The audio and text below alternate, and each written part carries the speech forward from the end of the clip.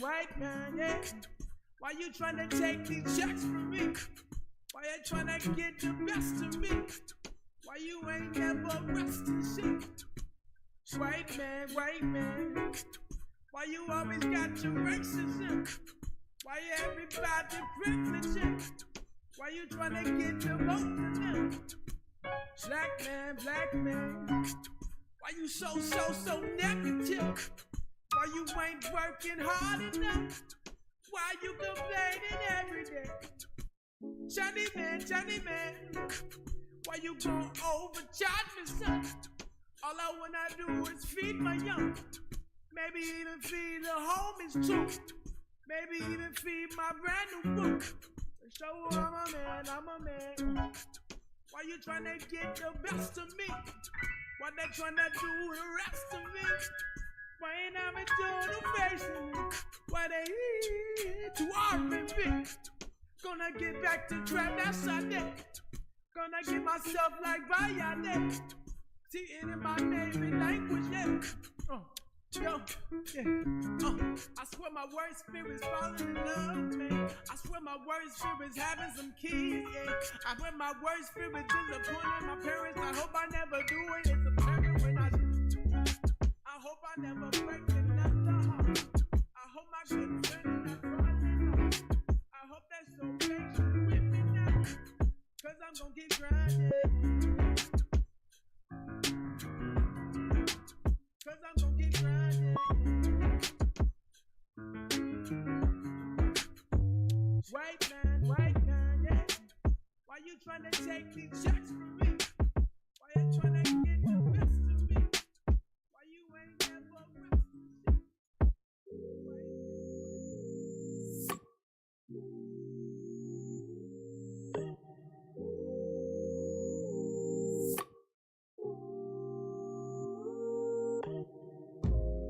I'm in the right direction. I'm meant to ride this ocean, traveling in slow motion, paddling with no question, early morning with the sun, not yet burning, innocent. I try to be a good son, myself 100%. Oh,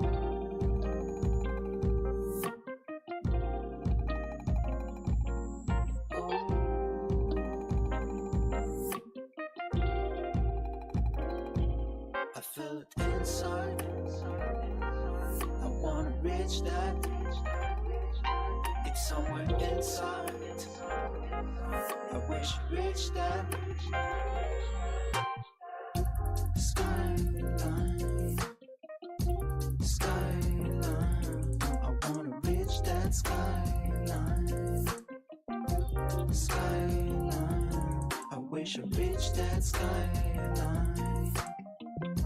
Skyline. I'm gonna reach that skyline. Skyline.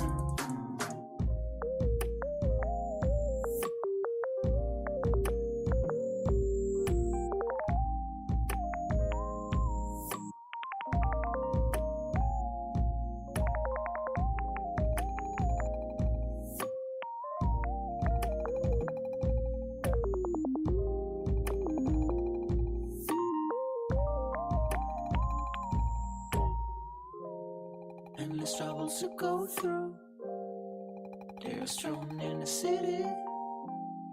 Daily struggle to be true. Betray authenticity. Poison well around, but still I will take another round or another route until we take off from the ground. I feel it inside. I wanna reach that. It's somewhere inside. I wish you reached that. Reach that skyline. Skyline. I wanna reach that skyline. Skyline. I wish I reached that skyline. Skyline. I wanna reach that skyline. Skyline.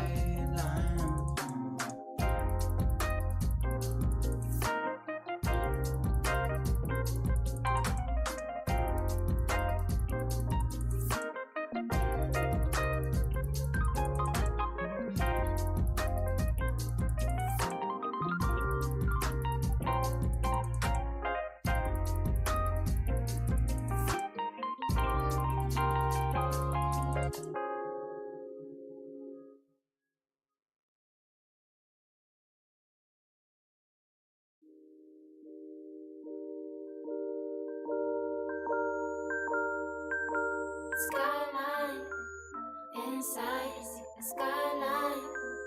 Inside, see a skyline. Inside, see a skyline. Inside, see a skyline. Inside, see a skyline. Inside, see a skyline.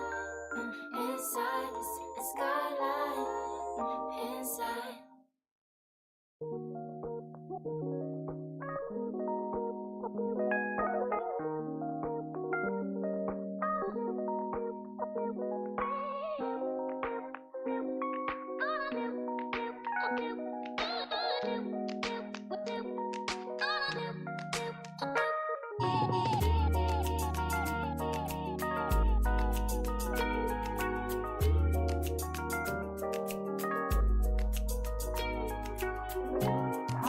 Go back home.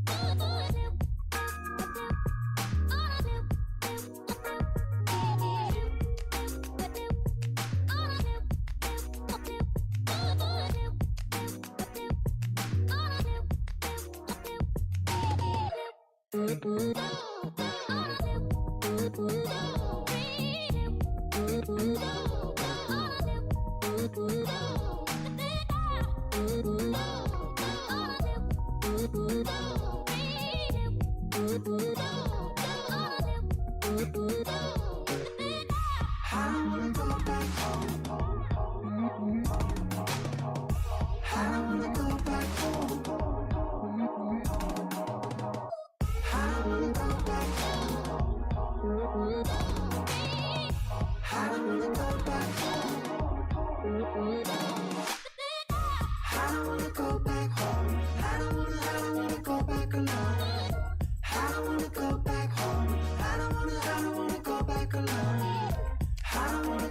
back home. I don't wanna go back alone. I don't wanna go back home. I don't wanna.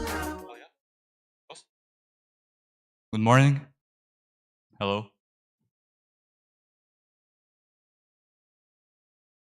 Hello everyone. Welcome to the first edition of DataPOWWOW.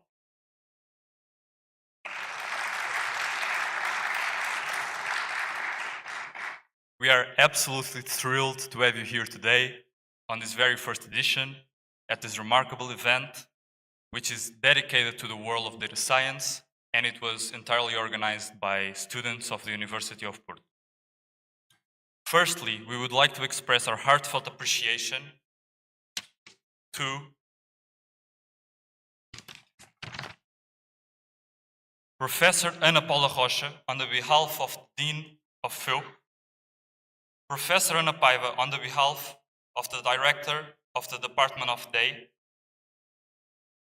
and to the Director of Department of Industrial Engineering and Management, Professor Bernardo Almada Lobo, to the Director of the Data Science Masters, MDS, at FCUP, Professor Álvaro Figueira, and on the behalf of the Director of MAD, SAD, so the Data Science Course Masters at FEP, Professor Pedro Campos, to the Director of MECD, the Data Science Masters at FEUP, Professor José Luís Borges, and on behalf of the Dean of FEP, to Professor Dalila Fontes,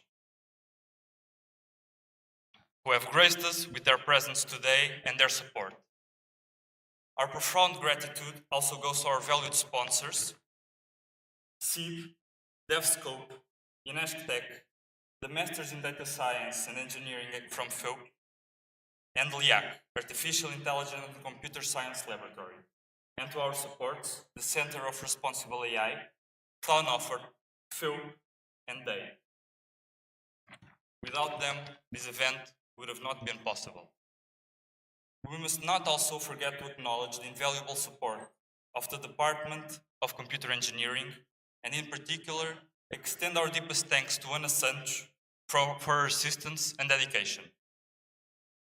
Now, on the behalf of the directors of the T faculties, FEP, FEUP, and FCUP, we are delighted to extend an invitation to Professor Ana Paula Rocha, the Vice President of FEUP's Pedagogical Council, to join us on stage.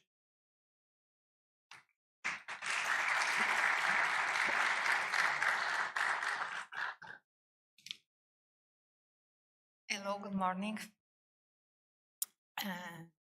Dear invited speakers, dear directors of the 3 master courses, dear teachers, and of course, dear students.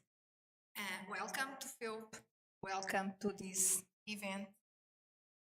And I start by congratulating the students who organized this event. This was already said, was entirely organized by students, so congratulations to all of you.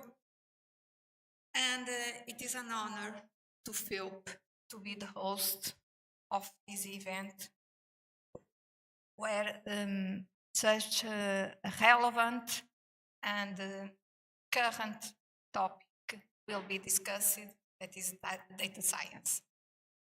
We all know how data is important, how data is powerful, and also how data is useful in the development of the so-called intelligent applications. So it is a hot topic, and I wish you a great discussion and have a nice event, a nice conference. And I hope this discussion will promote the collaboration between students, teachers, and investigators. Okay. And researchers, sorry. So have a nice conference.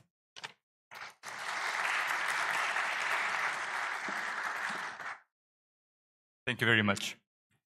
We would also like to invite on stage Professor Ana Paiva, who is here on the behalf of DAE.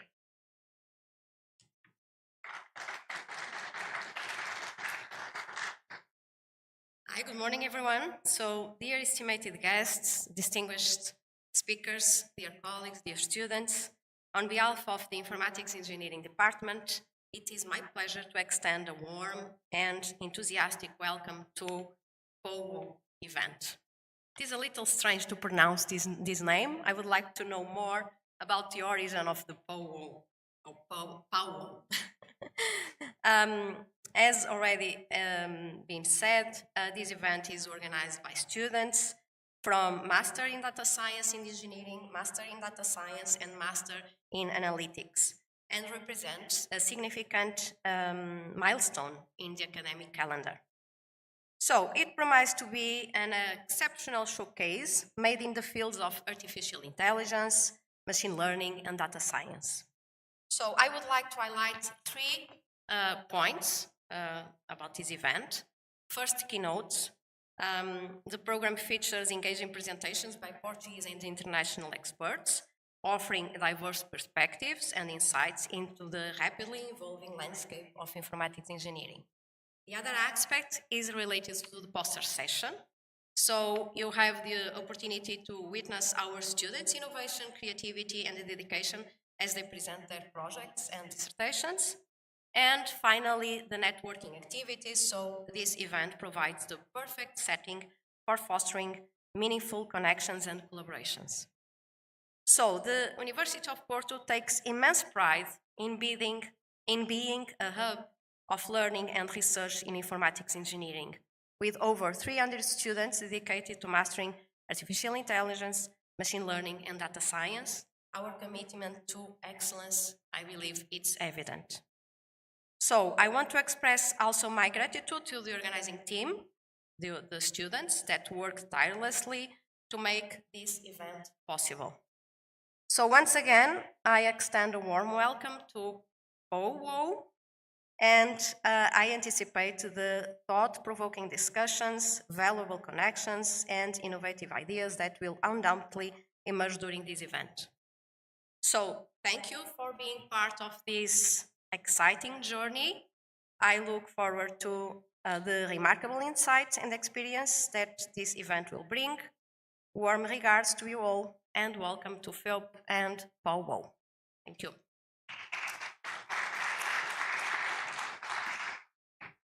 Thank you. But that's not all. We are now going to start our first keynote titled Using AI, ML, Data Science for Social Good, Fairly and Equitably. It is an absolute privilege to welcome and introduce our first speaker, Professor Raed Ghani, who was a chief scientist of the Obama 2012 campaign and is currently a professor at the Carnegie Mellon University. Please join me in welcoming Raed Ghani to the stage with a round of applause.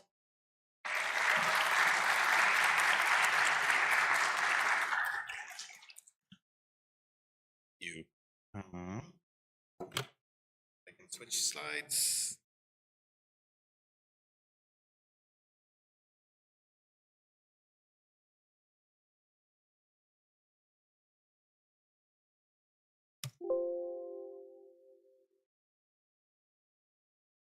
Okay.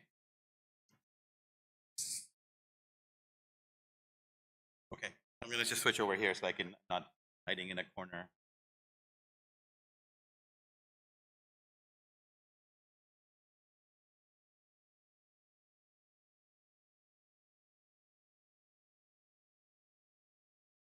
Okay, thank you. I was pressing the button.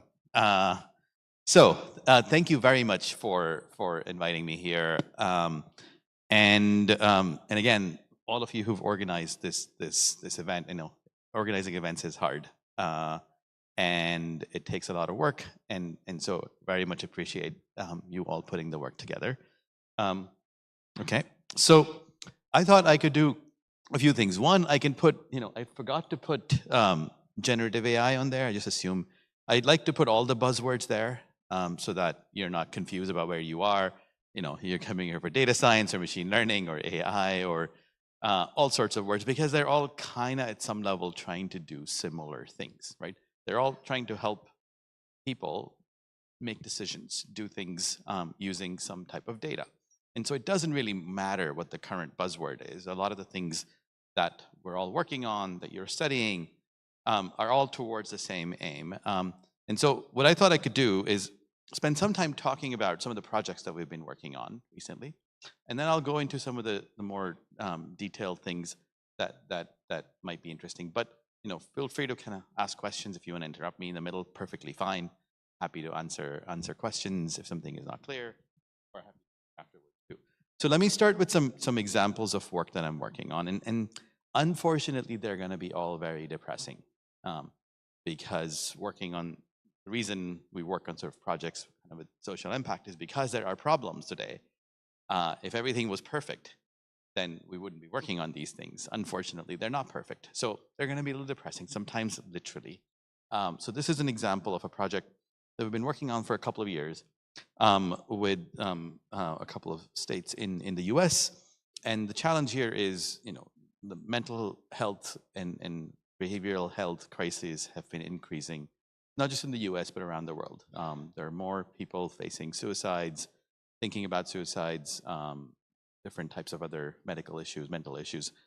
The problem that today happens is that people who are trying to help them get to them too late, right? They call emergency phone number, and that's when help gets to them, or they go to a hospital. So most of these things are too late. And so the project that we've been working on is, how do we prevent something bad from happening? How can we look at early signs of people who might be facing mental health issues, people who might have crises happening? Can I figure out early that this might happen and provide them with services that they need? So this is some work where this counties have access to resources, people who can go out and help proactively provide mental health services, but they don't know who to prioritize. And so we've been working with them on identifying a set of people that might need their help.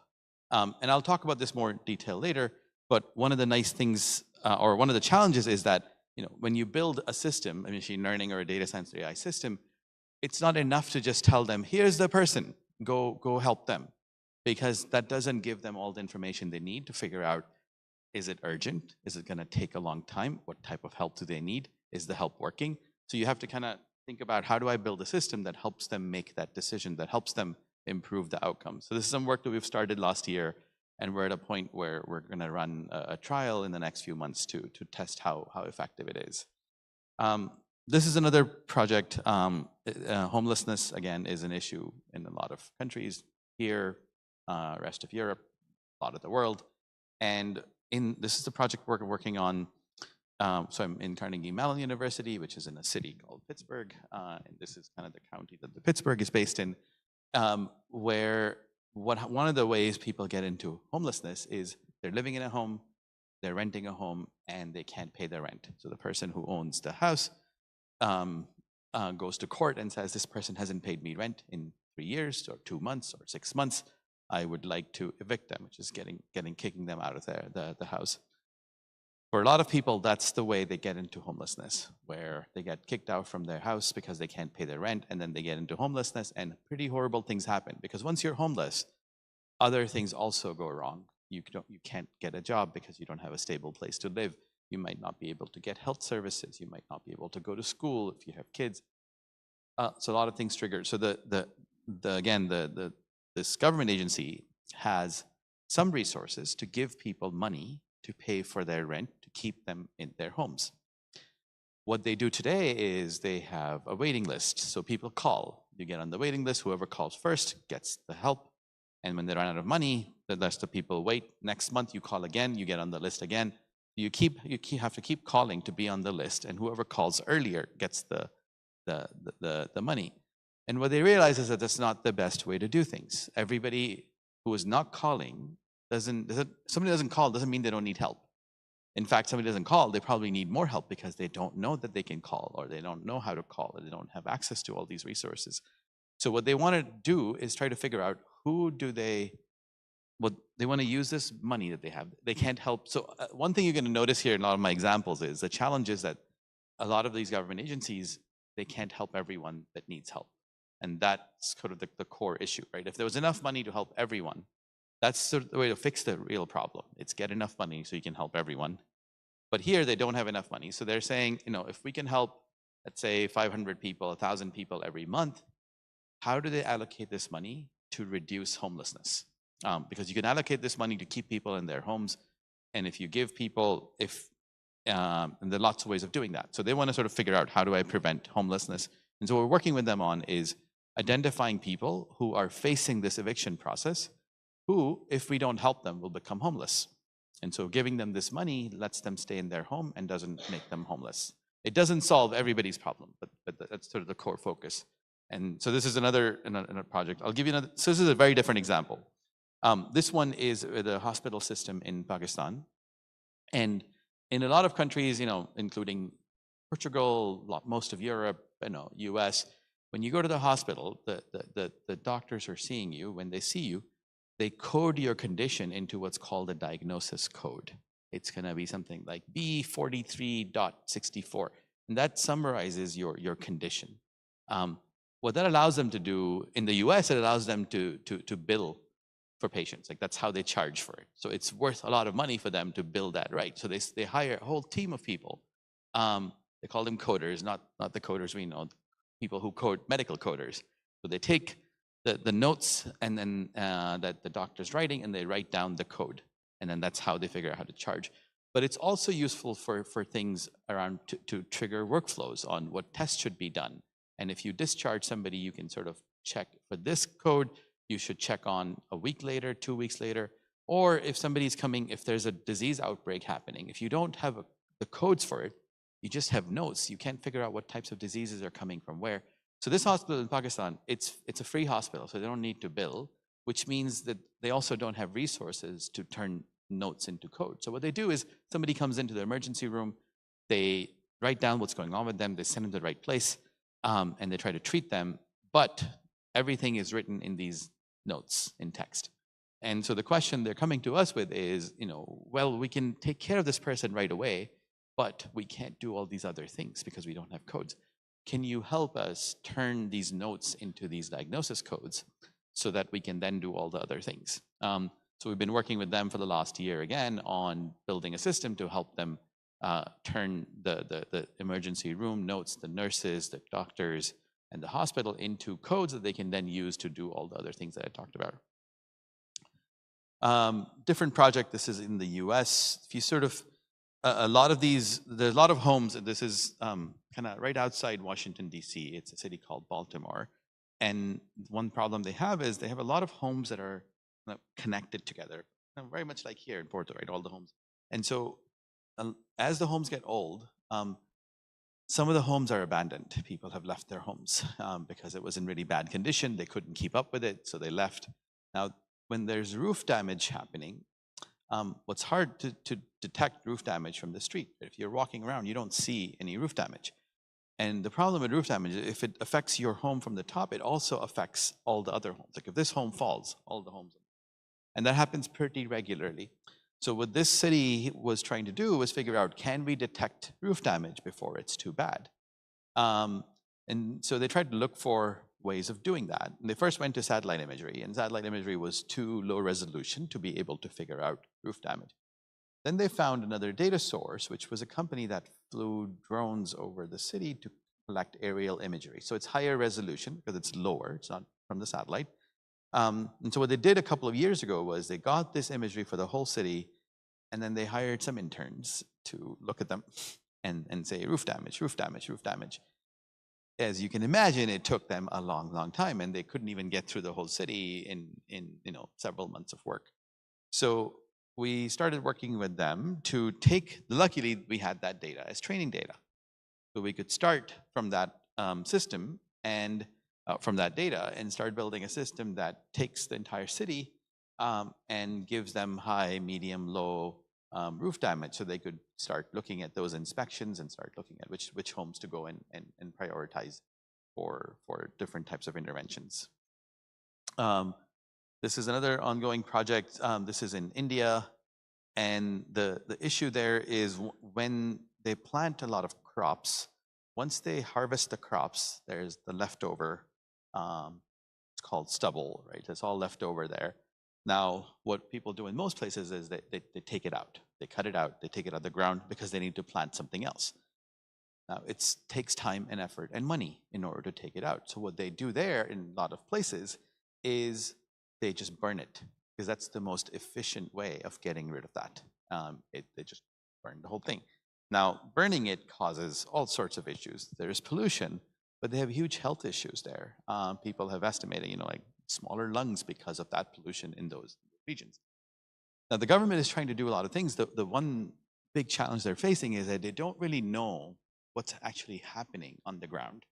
Literally, they sort of see these things, but they don't have any data on when things are being burned, what thing is being burned, how much of it's being burned, for how long, to start even estimating where to focus interventions, where to go and do things more systematically. So we've been working with a nonprofit there is help them figure out these things from satellite imagery, to look at, one, try to detect fires, not just today, but historically, because you can get satellite data for historical, going back, where there are fires, where there are any type of farms, detecting the type of crop that's there and what's being burned and how much of an area. And what's interesting in a lot of these types of projects, including the one in Pakistan, is that when, and a lot of you are probably familiar with this, is when you take systems that are built for, so there's a lot of crop detection systems, there's a lot of natural language processing systems for dealing with medical notes, but they're very much customized for American, US, or American, UK, or Australian English. And that's what happens in the Pakistan case here. A lot of these systems are, again, customized for US and Europe. And when you apply those things to contexts that are very different, they don't work. And so there's a lot of work in trying to figure out, how do I customize these so that they work on these types of things? It's not just you pick it up and you install it, which is why a lot of these organizations can't necessarily do it themselves. So that's another project that's going on. And so there are many more details. Actually, I'll give you this last example, and this is some work in Mexico that we did a little while ago, which was just before COVID, just around the time of COVID, where these are vaccinations not for COVID, but for measles and polio and mumps and all these different other things that are also important. And the vaccination rate for kids was pretty low. It's about 40–50%. And one of the challenges that we're facing was in trying to figure out, again, who are the kids who are not going to get vaccinated? So they could prioritize those kids for doing outreach, for spending more time, for trying to find them, for trying to convince their parents. And we were able to figure out, pretty early, a few months before they were gonna need the vaccination, that these kids are not gonna get vaccinated. So you could spend the time to try to get in touch with them and make sure that they do get vaccinated. There are many more details if you go to this website of all these projects. I'm gonna giving you a very, very high level thing.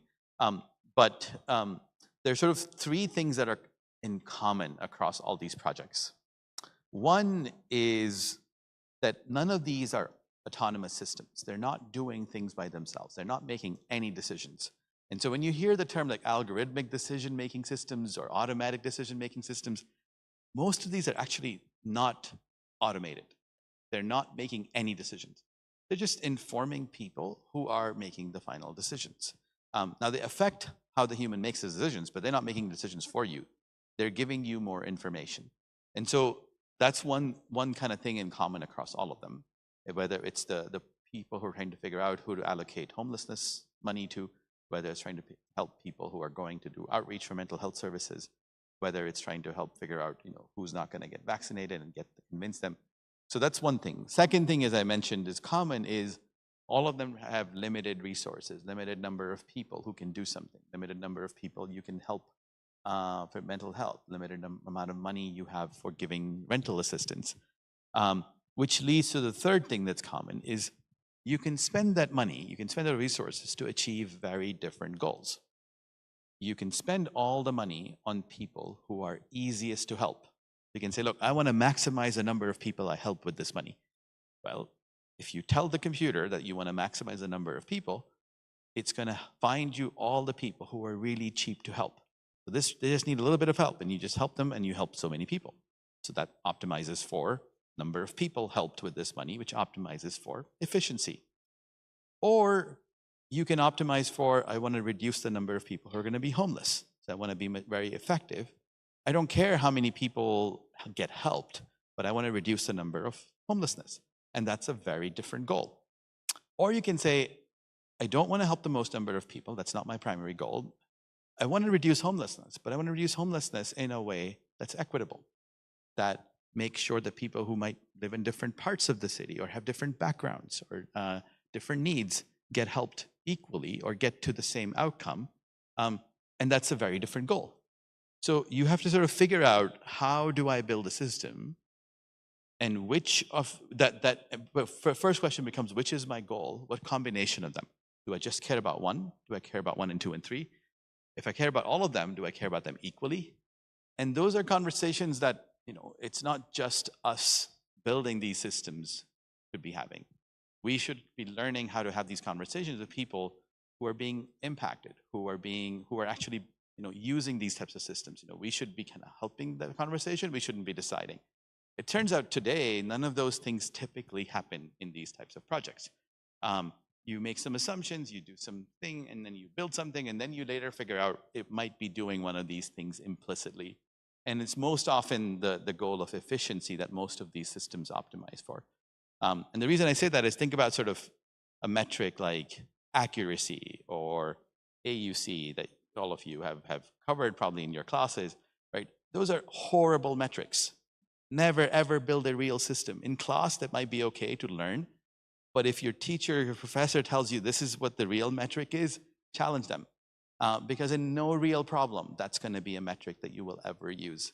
And so push back and say, well, that means every person is equal. Is that actually true? Do we care about each of these equally? That means we only care about correctness of matching to historical data, because all of these metrics are using historical data as our baseline. And how do we know that this person became homeless? Well, what if they had gotten help? They wouldn't have become homeless. So is that the right thing to compare against? The right answers are really hard, but the wrong answers are really easy to get to. So you want to be somewhere in the middle. You want to not do anything because, well, I don't know what the right thing is. You want so you want to sort of start. And the question, the way we often do these projects is we're very iterative. We do something, we talk about with the people who are going to use it, the people who are going to be impacted by it, and then we iterate and we keep going. So because of all these different things, the question that we end up sort of thinking about on all these projects is, how do we develop these systems that are human AI collaborative systems that are helping us make decisions, right? They're not making decisions for us, they're helping us, that lead to fair and equitable outcomes. That's sort of the key question that we're answering in all of these projects. That's the common theme. And the way we're thinking about them is, the reason the question is important is that all of the systems that we build, they're heavily dependent on us, the people building them. Pretty much, most machine learning data science systems do or try to do what we tell them to do. But we often take a lot of things as defaults. We use a package. Say you're using Python and scikit-learn. Scikit-learn has pretty horrible defaults in many, many, many ways. And so if you don't make that choice, somebody is making that choice for you. The people who designed it pick those choices. So whether we make them implicitly or explicitly, pretty much everything about a machine learning system is designed by people, including the data and all the different choices. So we have to be very careful. And so a different way of then thinking about how we design machine learning systems is really starting with, what things do we want the system to help us achieve in the world? Right? What are the values we want the system to have? And then that's a little bit of us, but a lot of other people who understand that system. Right? Then it's, how do we build that system to help achieve those values? That's a lot of it at us, but we're working with those people and checking with them, right? But just because we built it to achieve those values doesn't mean it did what we wanted it to do, right? We tried, but then how do we test it? How do we monitor it? Because it's not going to be a static system and it's not going to be a static world. And how do we keep going, right? So these values, these moral and ethical values, have to be embedded in every part of the system, every part of the project. And it's not a class that you take, right? About here are ethics. It has to be part of, every single, so when I teach machine learning classes, every topic, every lecture, there is a component of okay, we're making all these choices here. What are the implications of this choice when you do something downstream? What's the implication of this choice? What's the implication of this choice? So that you're not waiting till the end to think about it, because it's too late. And you don't just talk about it in the beginning and then forget about it. Right? And so what are some of these values? There are lots of different values, right? There could be fairness, there could be robustness, there could be privacy, there could be transparency, inclusiveness. There are all sorts of values. Typically, the thing that we design for is accuracy. That's the value that we care about in default machine learning. That's the default metrics we use. And I don't even have it here because it's important, but it's one of many things and it's not the most important. But thinking about all these other values and how do you weigh them, how do you compare them? So what I want to sort of take a few minutes. How time do I have? Somebody know? I don't know. 15 minutes? I don't know. Okay. How much time do I have? I want to make sure I don't go over time.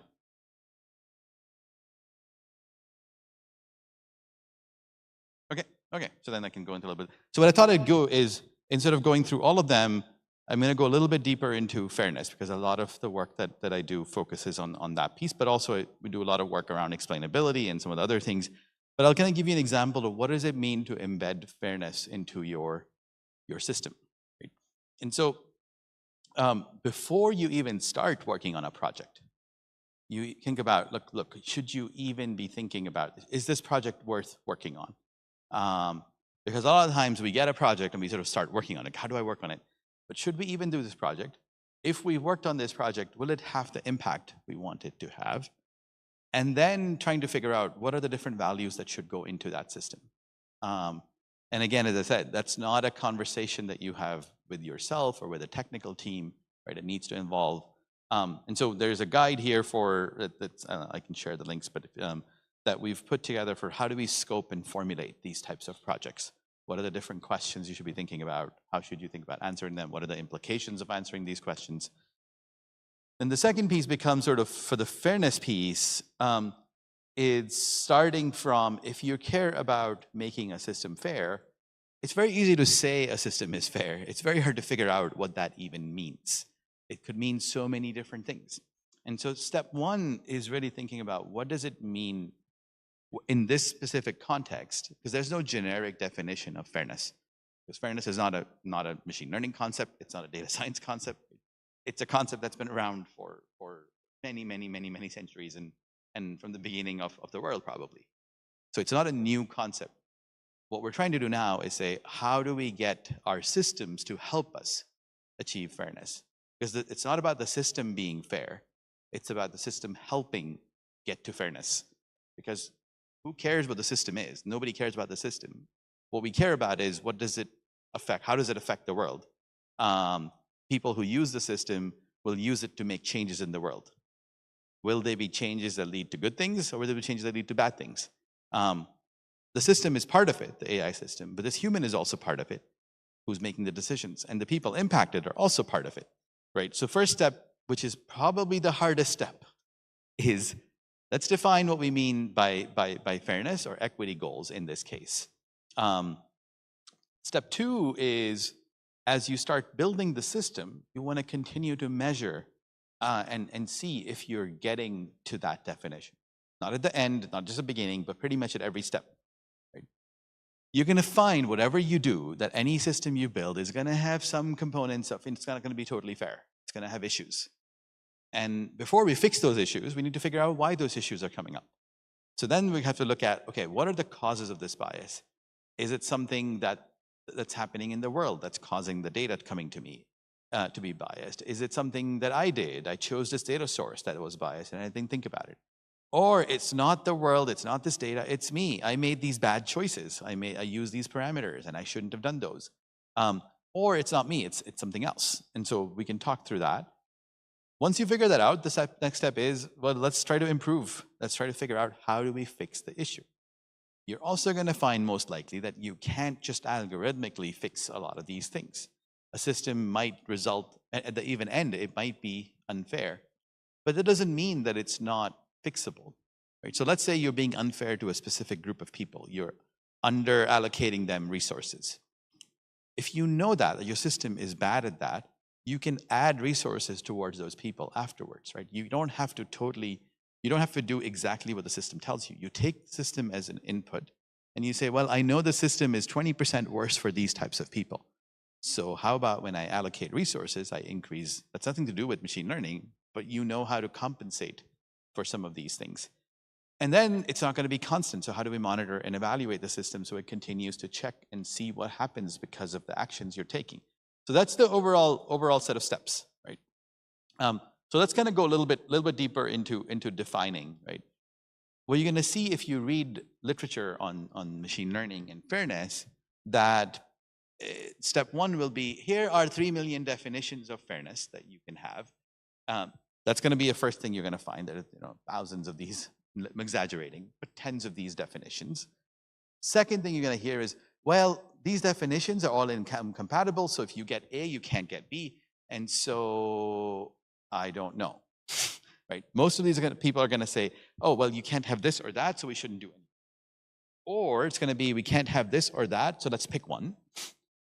Or we can't have this or that, so we should not use machine learning.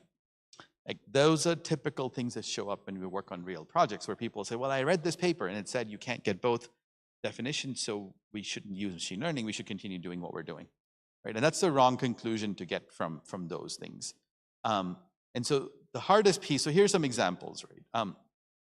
And so if you're allocating resources to people, you're allocating money or you're allocating mental health resources, you can sort of talk about fairness in a lot of different ways. Like, the simplest approach would be about allocating resources. You can say, I want to allocate equal resources to every group. Well, that's fair, but maybe some group doesn't need that help. And so if you're giving money to people who are facing eviction from their homes, well, maybe some people have alternatives. They're facing eviction here, but they have lots of other opportunities. And so maybe they don't need them equally. Maybe we shouldn't give everyone equal resources. And some people might need them more. Some people have a larger family, and so they need more assistance as opposed to somebody who has other resources and is single, for example. Right? So then you can say, well, okay, how about we adjust it? Say, well, we're going to allocate resources proportional to your need. The question is, how do we estimate your need? Let's assume we can magically do that. But just because you have higher need doesn't mean it's fair to give you resources proportionate need. Maybe there are people who are systematically being discriminated against historically, and maybe you want to make sure you might want to do that. So, for example, maybe we don't want to miss people who need help disproportionately. Let's say you've got people who live in different parts of the city, and if you give money to people proportionally, maybe you sort of miss that whole area. And over time, that area keeps getting worse and worse and worse, and that impacts everyone, not just that group. But then that group starts thinking nobody cares about them. Rightly so, because you're just ignoring them because you're giving people money over here who have a higher need, but then this group gets lower and lower and lower, and it's too late to fix some of those things. So there are lots of ways you can think about it. There are many more, right? And so the question is, which one do we care about? And part of it is a societal question of who do we care about? What are we trying to do here? But part of it is a question of what's the impact of giving this assistance, right? So the way we think about it, and there's more detail I don't think I have it here. Yeah, actually I do. So I'm not going to go through this in detail, but I want to sort of have you see the screenshot so that you can then look more into it. The idea here is that depending on what you're going to do with this system, it affects people differently, right? So let's say you're going to take the system and you're going to give people money to help them. Well, giving somebody, you're going to make two types of mistakes, right? You maybe give people money who don't need it as much, and that might be a false positive. You helped them, but they didn't need the help. You made that mistake. Or you didn't help them, and they needed help. That would be a false negative, right? So you can make those two mistakes. Now you can say, well, both mistakes are equally, costly. Well, that's not true, right? For the person you helped who didn't need the help as much, it's not great that you did that, but it doesn't hurt them. The person you missed who needed the help, it would hurt them a lot more. So if your intervention that you're taking, the action you're taking is going to hurt people, or it's going to help people, missing them is much worse from their perspective than helping them other way around. Now, from somebody else's perspective, helping them might be worse, right? Because you're not helping somebody else. So a false negative here is much, much, much worse for that person than a false positive. But if you're going to do something horrible, let's say, they're applying for a loan and you deny them, or they're coming in, you're looking at a criminal justice system where somebody is coming into jail, or you're being arrested incorrectly, that would be a false positive. And that's much worse for them than missing them. Like if they were, if they weren't qualified for a loan and you sort of, missed them, that's fine. But it's much worse to do one thing than the other. So the question is like, some things are more complicated. And what's more complicated is thinking about it as, I do a lot of work on child welfare service, where kids are being taken from families because the families are abusing them or are not able to take care of them. That gets tricky. If you think that this kid is being abused and you take them out of the family, you could be wrong. And if you're wrong, then it's hurting both the family and the child. But if you think this kid if you're not sure and you leave the kid in the family, it's hurting the kid. So it's not a machine learning question. If you think this is nothing to do with machine learning. You have decisions that you're making, and sometimes you make the right decisions, the wrong decision. Sometimes you make a false positive mistake when you make a decision. Sometimes it's a false negative.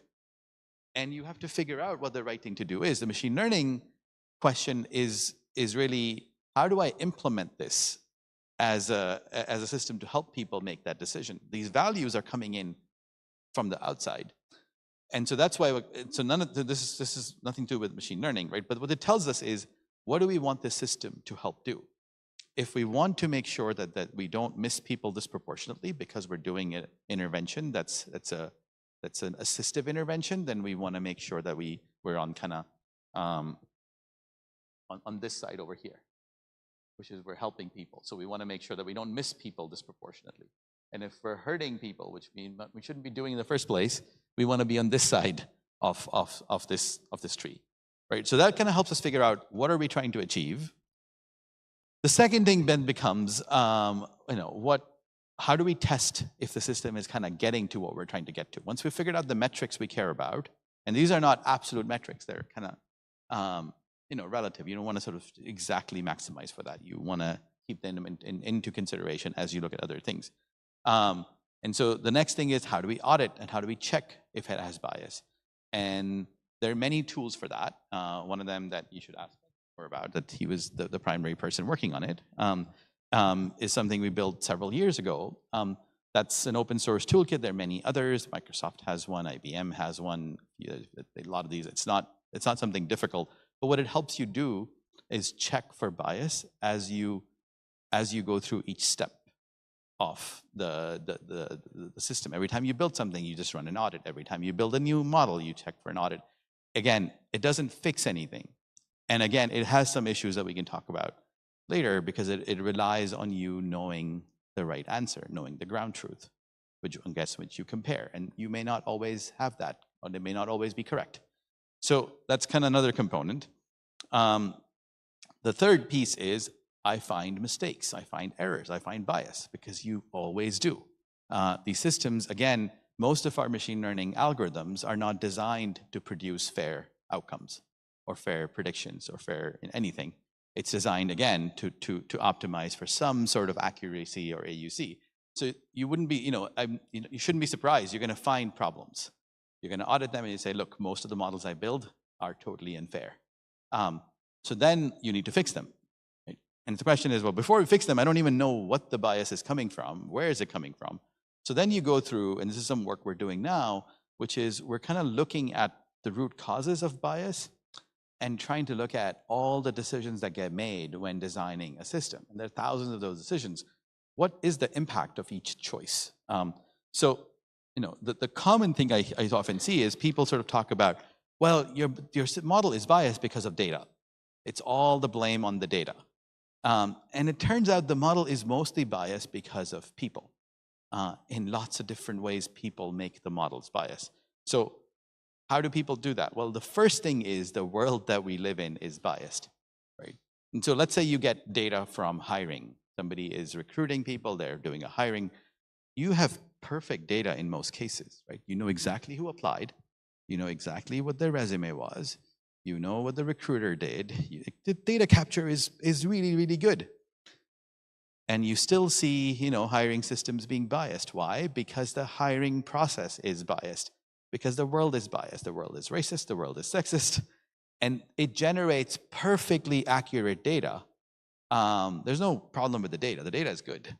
It's very easy to blame the data for something that we are causing, right? So what it does, it generates a biased process, which says if you're from these universities, or if you're of this race, or if you're this gender, hire you. If not, don't hire you, because that's what the world does. So it just captures exactly that world. So that's the biggest source of bias. It's not data. It's not it's the world process. Step two is then we make choices about what data sources to use, right? So in this case, we might use certain data sources that are coming in from one place, but it might be that we use social media data to do something. Like somebody applies for a job and we get their social media profile, and their Instagram things that they've posted to figure out, if they're qualified or not. So we make choices that result in bias, or we sort of say, oh, that's a lot of data. I can't deal with a lot of data, so I'm going to sample. Lots of arbitrary choices that we make about what data sources to use, how far back to go, how often do we collect data? Are we just relying on data that existed somewhere, or are we going to collect more data? Take the hiring example. If the system has never seen data that hires a non-male person, it's not magically going to learn that that person might be qualified, right? Because it's never happened before in training data. And so it might be that it requires collecting new data. It says, well, maybe we should try to hire some people who are slightly different than the people we've hired. We try to integrate them, we try to see how well it works, and we use it to generate more data that tells us what the possibilities are, right? So data is a problem, but it's not data by itself, it's the choices we make about the data. The third piece, which is probably the most complicated, is when we build our machine learning and AI and data science pipelines, we're making a ton of choices. So take the starting point of when we get lots of data from so most real projects, again, use data from different sources. It's not a single data source. And the first thing that happens, which sometimes we don't, as people who are building these systems, we don't even do that part. It gets given to us, which is the data is already linked together from different sources. There are so many choices we're making when that data linkage is happening. Sometimes people get missed in there. And sometimes people get linked to not the same people, right? And it doesn't happen randomly. So people who have long names with lots of different consonants together, they get mistyped and they get missed often.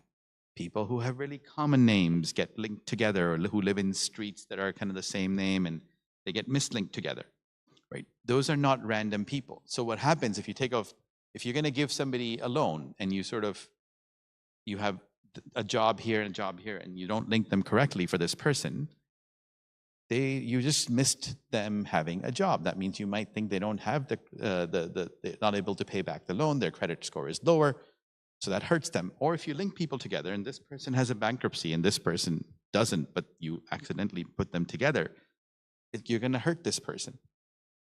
But you're not going to know this, because by the time the data gets to you, it's all linked together. So you're going to say, look, my accuracy is wonderful.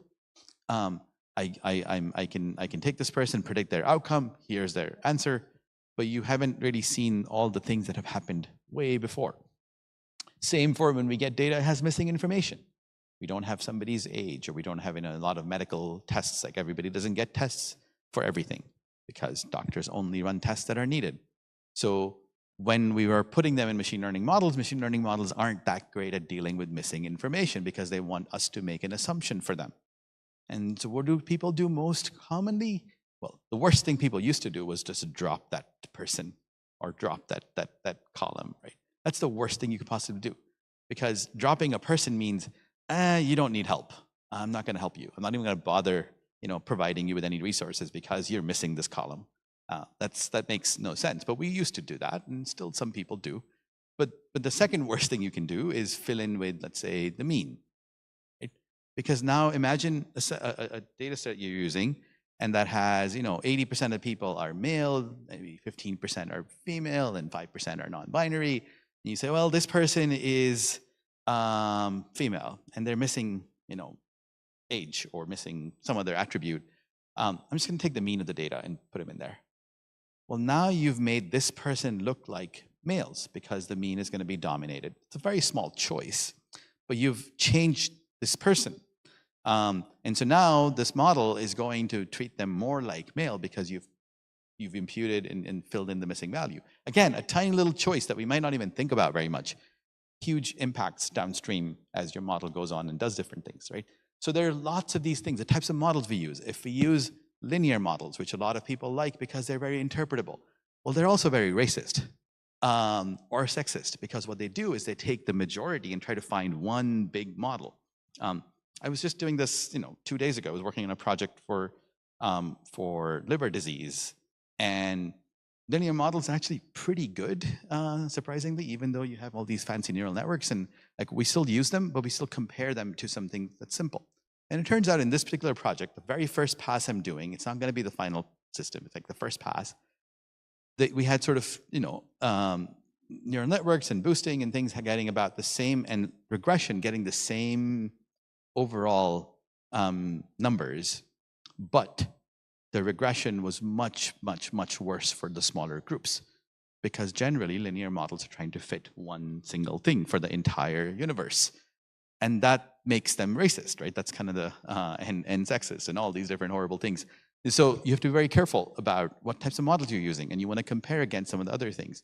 You might want to build features that detect that and those type of things. So there's lots of these choices that we make. And you want to sort of think about all the choices and what the impact is. So then the last piece becomes, just because your model is perfectly good, it might be totally fair. It does all the things you want it to do, and then you give it to a person, and the person messes up when they do the final action. So in the case of the mental health, we had a project going on where we were building a system to detect kids who might have lead poisoning. They live in homes where there is lead paint, and the action was they would call to make appointments for an inspection. We tested the machine learning system, it was fair, and then we give it to the people to use it, and we start seeing issues in the outcomes when we start monitoring it. And it turns out they were making phone calls in English, which meant that the people who couldn't speak English were not picking up the phone, not making appointments, not getting inspected, and making things worse and worse for those people. So nothing to do with the machine learning system at all. But if our goal is, again, equitable outcomes, then that means we need to think about the whole thing, right? So those are the different, things that lead to the disparity in outcomes. And so then the idea is, once you figure out what's the problem, then you want to fix it. And fixing it is, there's a lot of, if you look at the research in the last, I'd say, 5 years or so, there's a lot of work on how do we fix machine learning systems for bias. And they typically break down into 3 buckets. One, people say, it's all about the data. Let's fix the data before we deal with the algorithms. So it's called pre-processing. One that says, well, it's all about this model. And so what they do is they at some level, they basically tell the model, well, optimize for accuracy, but make sure you're also fair. And then the third one, which are called in-processing, the third bucket is for what's called post-processing, which says, well, the models kind of give you a list of people. I can adjust that list to make things fair. I don't need to go back and adjust my data and adjust my model. I can kind of deal with things at the end. And a couple of years ago, we did an analysis of all of these different methods and did a big comparison. And there's a paper that describes that. We basically found that the first things are mostly useless because, again, modifying the data is really hard to do it well to get reliable results. You can sort of say, well, this data is 60% people of this background and 20% of this background, 10% of this. And so maybe we make them all equal. Maybe we make them all 20-20-20. That might work, but there might be things that don't work. So it's not very reliable. We found that the second one, the in-processing ones, are also don't really work, at least the ones now. I think in general, those are the ones that ideally, I'm hopeful about those, but today the different ones out there don't really work. And mostly because they're making too many assumptions about what the metric that you care about is. They'll sort of say, we care about accuracy, but nobody cares about accuracy. So they can make accuracies equal for two groups, but that's not what we care about. So they're not designed for real problems. They're designed for toy problems. We're finding that this third one seems to be kind of for certain types of problems that comes up in describing are working really well. So here's an example. I'm going to very quickly. Yeah, I mean, so you can fix the data, you can fix the models, you can fix who you act on. And the last piece is the one that for me, it's the most direct way of fixing things. It's, yes, we can fix the data, and yes, we can fix the models, but if our goal is equitable outcomes, then we can start adjusting who we intervene on. And I'm going to sort of skip this part, but what we actually find, I'm going to skip actually this thing. I was going to end with, so what we find is that if you sort of just use a correction algorithm, it doesn't really work. You have to kind of use the right algorithm, which is painful because you have to test for these things.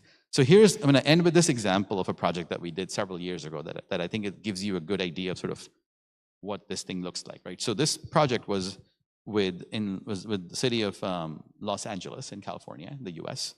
And the idea was that they have a lot of people who are coming in, getting arrested by the police, and when their need was some other program, some other help that they needed. So the idea was we can proactively help people so that they don't end up on the street, they don't get stopped by the police and get arrested, but we can only help a small number of people. So they wanted to kind of find out, get help on who they should prioritize, kind of very similar to the previous problems. And so we built them a system, and we found that the first system we built was we optimized for efficiency, accuracy, AUC, whatever our favorite metric is. And we found that in this case, of the people we gave them, 73% of them were going to get arrested in the next few months. And so it was 73% efficient or precision. But then we saw different, what happened was that it was more accurate for white people than it was for Hispanic people. And the issue was that Hispanic had a higher arrest rate than white people. So if you now start with the system that is Hispanics have a higher rate, whites have a lower rate, and it helps one group more than, it helps both groups because it's useful for both groups, but it's much more accurate for white than Hispanic. Both rates go down over time, but it goes down faster for white people than for Hispanic. So you see increased gap, right? So a biased system results not just it results in lower recidivism or lower arrest rates, but it increases disparities. So then we designed option number 2, which was designed for equality, which is we wanted to be equal for both groups. It was slightly less accurate in some meaning of the word, accurate number of people who are going to come back and get arrested. Here's what that did. It started from the same place, but it would go down. It would go down for both. It would go down equally. It doesn't increase disparities, but it also doesn't reduce disparities. It keeps the status quo. If you're happy with the way you are right now, it's going to be fine. So then we did an option number 3, which was focused on equity in the future, kind of making things equal. So we tuned it to be more accurate, more for one group than the other, the one who needed it more. And that's what that does. It goes down and again, helps both groups, but one group is faster and gets to equal rates of recidivism rate over the next few years. And then we gave them these 3 options and said, if you care about this, if you care about efficiency, pick this one. If you care about keeping the status quo, pick this one. If you care about equity, pick this one. The cost is slightly more, but very, very, very small. They ended up picking option number 3. But in this conversation with them, we're not talking about AI. We're not talking about machine learning. We're not talking about algorithms. We're talking about what do they care about achieving and what trade-offs do they have to make, and helping them kind of see the impact of those choices. That's kind of the way, when you're sort of communicating with people, right, you want to sort of figure out the impact first, and then you can get into technical details. Now, in the back, there's a lot of technical detail on how we actually designed these systems and how we got there. But those are not critical. Those are just ways of getting to the outcome, right? So that's a good example. I'm going to skip this, but yeah. So a couple of things to just remind people, right? If you're working on these types of systems, you're working on machine learning things. There's some common things that I hear that are, common perceptions, right? One is, oh, I can't use race in my model because then my model is going to be, racist. So if I don't use it, then I'm not racist. I'm like, no, that's not true. Most models are really good at picking up correlations, and turns out race and gender type things gets used in so many different actions on you that it doesn't do anything. Not using them is not in fact, actually, other people will say, well, using it makes the model racist. And turns out, usually race has no, or gender, or any single attribute has no impact because there's so many correlations. But one thing to keep in mind is if you don't use race, you can't, or gender, or anything else that you care about, you can't measure how biased your system is, right? So you need this in order to even figure out if your system is being racist. And it may be that by looking at the race, your model figures out a different model, a submodel to make based on it. So using it is not bad if you use it correctly. Not using it is bad because then you can't even measure what you're doing. And there's sort of, I'm going to just quickly, right, bias. It's not just about the data. You don't have to make the system perfect. You have to make it better than today, right? Because today there's a process going on that is probably also biased. And if you can improve over that, that might be good enough to start using it and then keep making it better, as opposed to saying, well, I built a system. It's not perfect, so I can't use it. Well, what system are you using today? The human system. If it's so perfect, why are you trying to make a better one?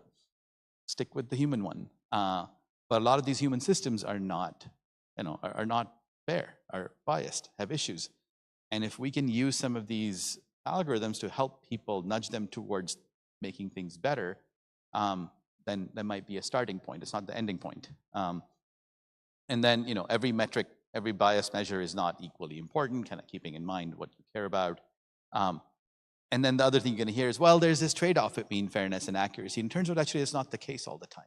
You can actually get both in many cases, and I didn't go into that. But depending on what you care about, and the last piece is, just because your model is fair doesn't mean it will lead to fair outcomes.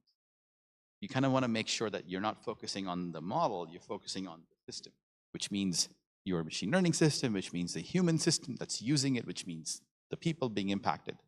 So, yeah, and last piece, bias reduction things don't always reduce bias. Just because you see a paper or a package that says reduce bias doesn't mean it's going to do anything.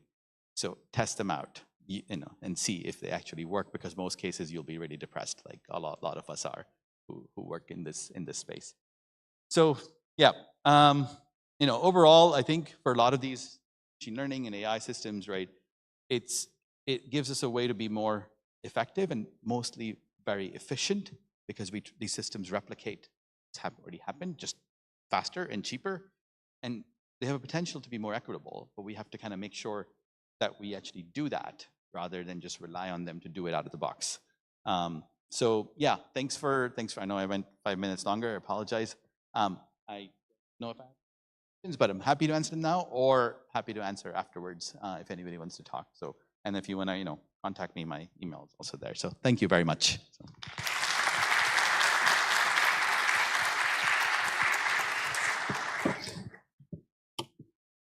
You guys tell me if I have time. I'm sorry, there's not a lot of time for questions. So no, it's not your problem. So if there are any questions, you can talk with the professor afterwards in the coffee break. So we're going to have a very small coffee break. So please be back at 11. Thank you.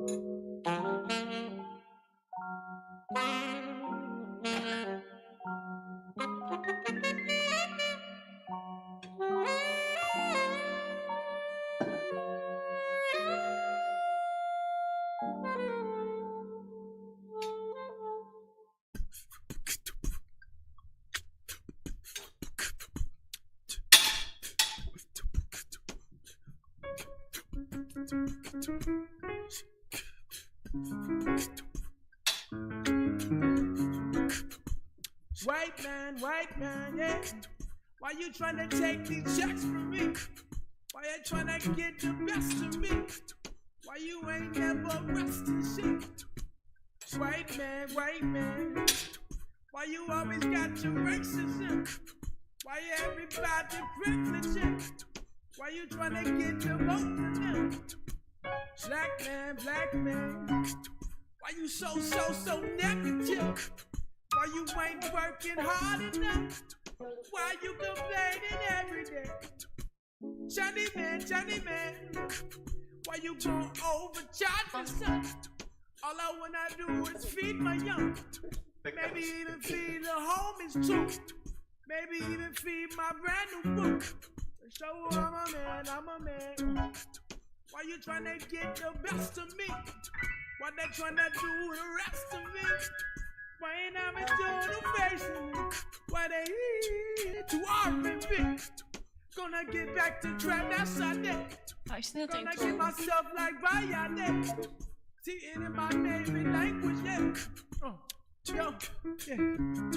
I swear my worst spirit's falling in love, man. I swear my worst spirit's having some kids, yeah. I swear my worst spirit disappointing my parents. I hope I never do it. It's a parent when I hope I never break another heart. I hope my good friend is not falling off. I hope they're so patient with me now, 'cause I'm gonna keep grinding. 'Cause I'm gonna keep grinding. White man, yeah. Why you tryna take these checks from me? Why you tryna get the best of me? Why you ain't never resting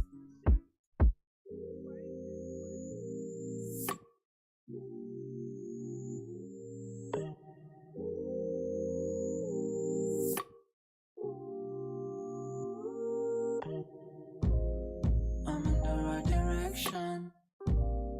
I'm meant to ride this ocean, traveling in slow motion, paddling with no question. Early morning with the sun, not yet burning, innocent. I try to be a good son, myself 100%. Oh.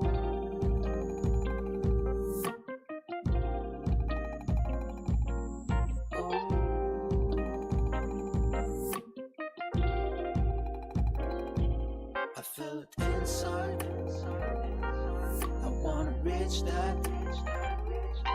It's somewhere inside. I wish you reached that. Skyline, skyline. I wanna reach that skyline. Skyline. I wish I reached that skyline. Skyline. I'm gonna reach that skyline. Skyline.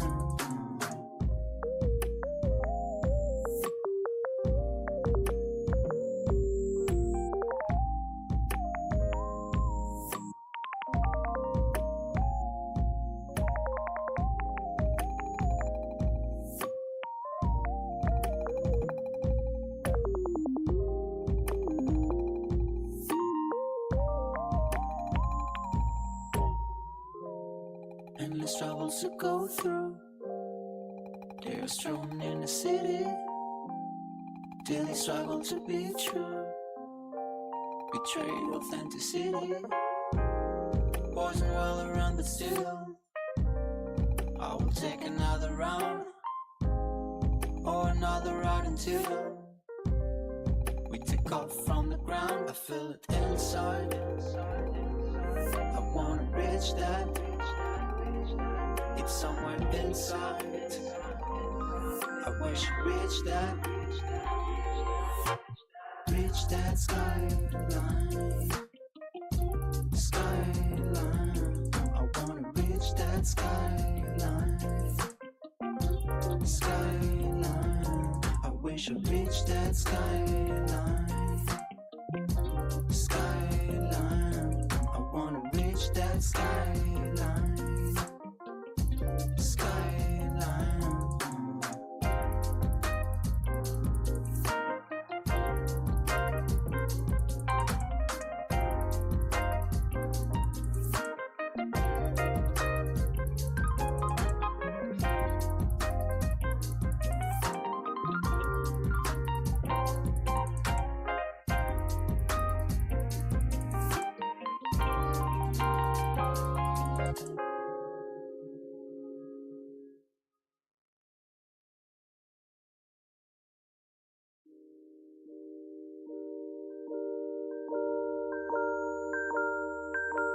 Skyline, inside, see a skyline. Inside, see a skyline. Inside, see a skyline. Inside, see a skyline. Inside, see a skyline. Inside, see a skyline. Inside, see a skyline. Inside.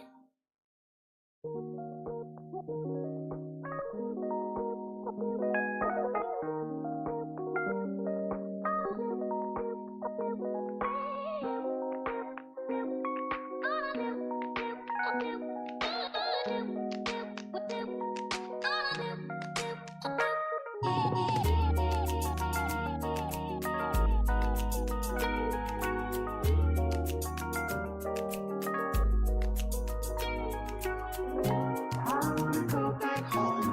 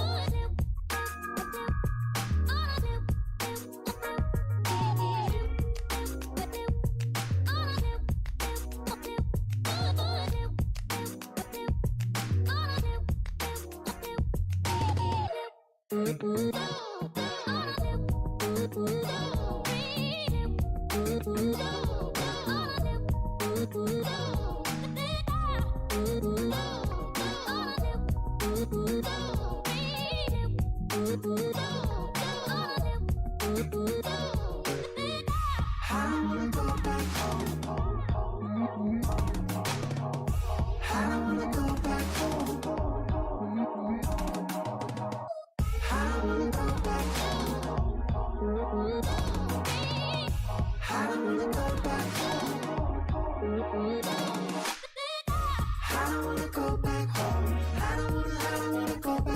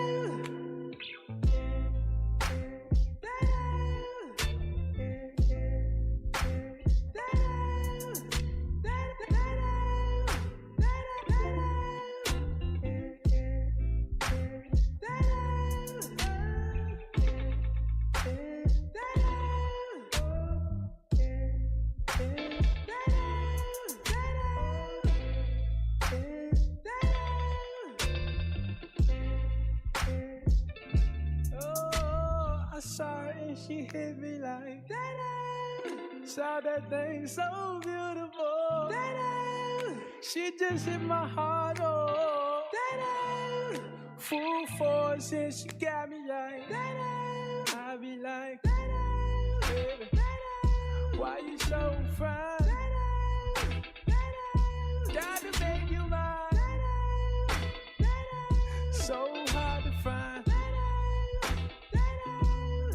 Baby, like, oh, how'd you do the thing? The way that you do it, and she ain't even show nothing. She be walking around so confident, so heaven sent. I think she was meant to knock some daylight. Like, girl, you so fine.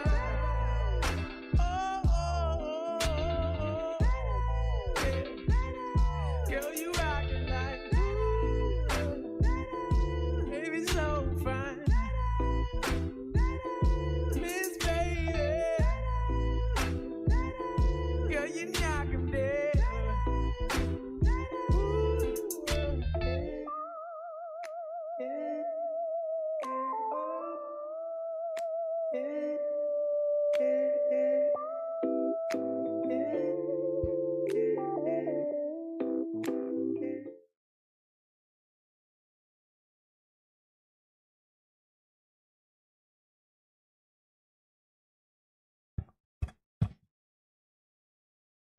So, welcome back.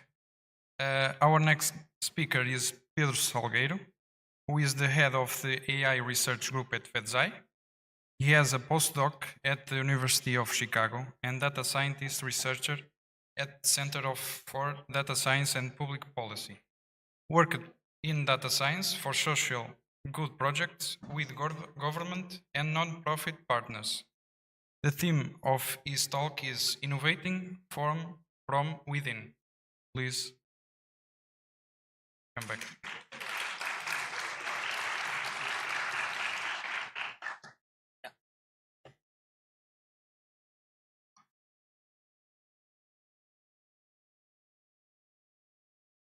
¿Está? Okay. All right. So I was just talking with people that Raid put the bar really high. So let's forget it. And I must say that this talk will be full of buzzwords because I come from industry. So we make a living with buzzwords. So let's go for it. So first of all, the goal of the talk is to show you that it's possible to have a research career in AI at the industry, to make innovation that can solve problems that matter to the business and get productized. It's not only doing research for the sake of doing research, is how can we still be working in a company informed by business problems, informed by state-of-the-art research, and doing applied research that can bring innovation to the products. And for that, I think it's important to contextualize FedSci. We are a scale-up founded in 2011. We are now a global company. Last year, our systems processed $1.7 trillion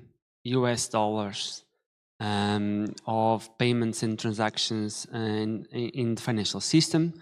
So what we do, we are a software as a company, a software as a service company, in which we allow financial institutions, banks, government agencies, fintech startups in the payment sector to detect the risk of financial crime, being it fraud or money laundering.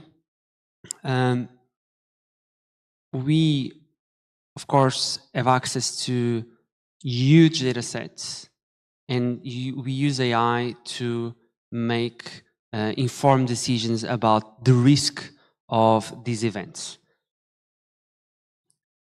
We usually say that every hard problem that exists in computer science, we need to face in our business. And I mean, we are developing mission-critical systems that are going to be used in the financial sector.